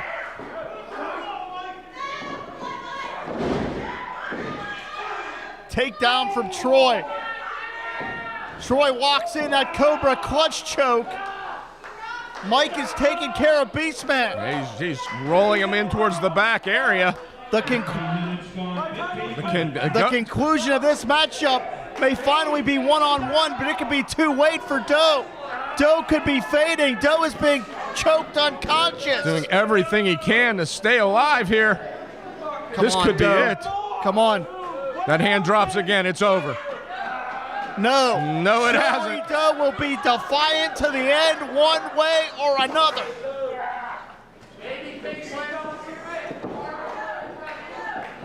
Doe's back up to a vertical base. Trying to gain some separation there. He's got it. And he does. Look out, ripcord. But Troy going right back to the injured arm. Oh, wow. And you can hear Doe scream in pain, which is a rare, rare occurrence. That could separate that shoulder.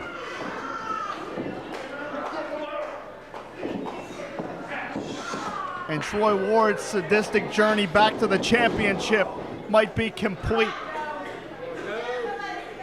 Can Doe find the energy?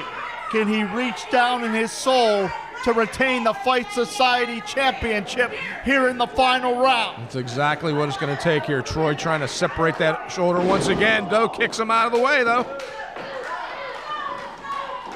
Magic bullet connects. Boxing elbows from the Pittsburgh legend. Everything is evil connects. Doe is just fighting back maniacally here now.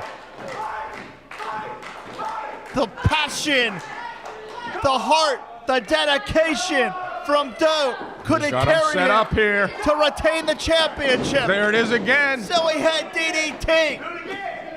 Hooks the leg. He got him. Minute time, 17 minutes, 41 seconds.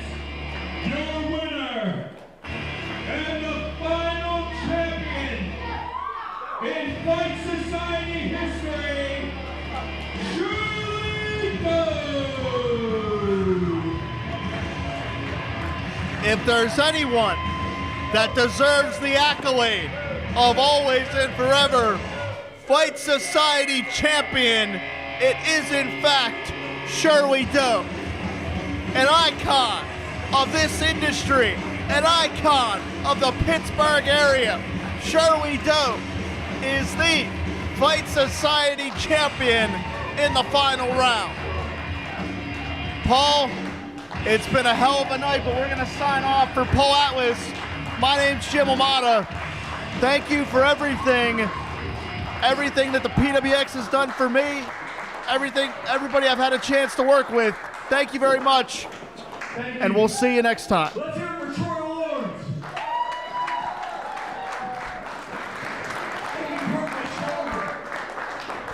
Troy Lawrence killed himself to win this belt. He spent a year getting his wrist rebuilt. That's the kind of people in Fight Society. That's the kind of wrestlers you guys saw. Fight Society isn't me. It's not anyone you see in this ring. It's all of us.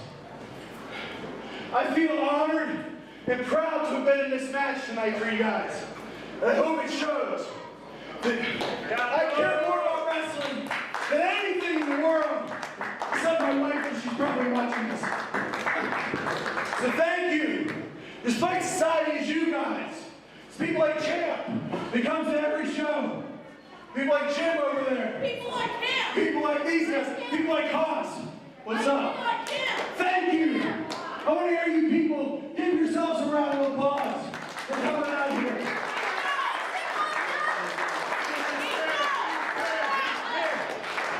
Beastman. Come here. Come here. Beastman is the best big man in wrestling. He's the best opponent I've ever had, and the best tag partner too.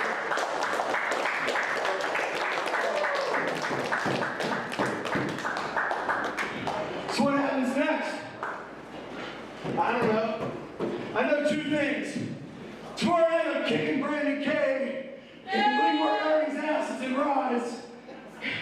And then I'm taking this belt home. Right now, I'm going through those front doors. Because this company started in the street. I didn't lose this title. And if you want to take it from me, you're going to have to kill me.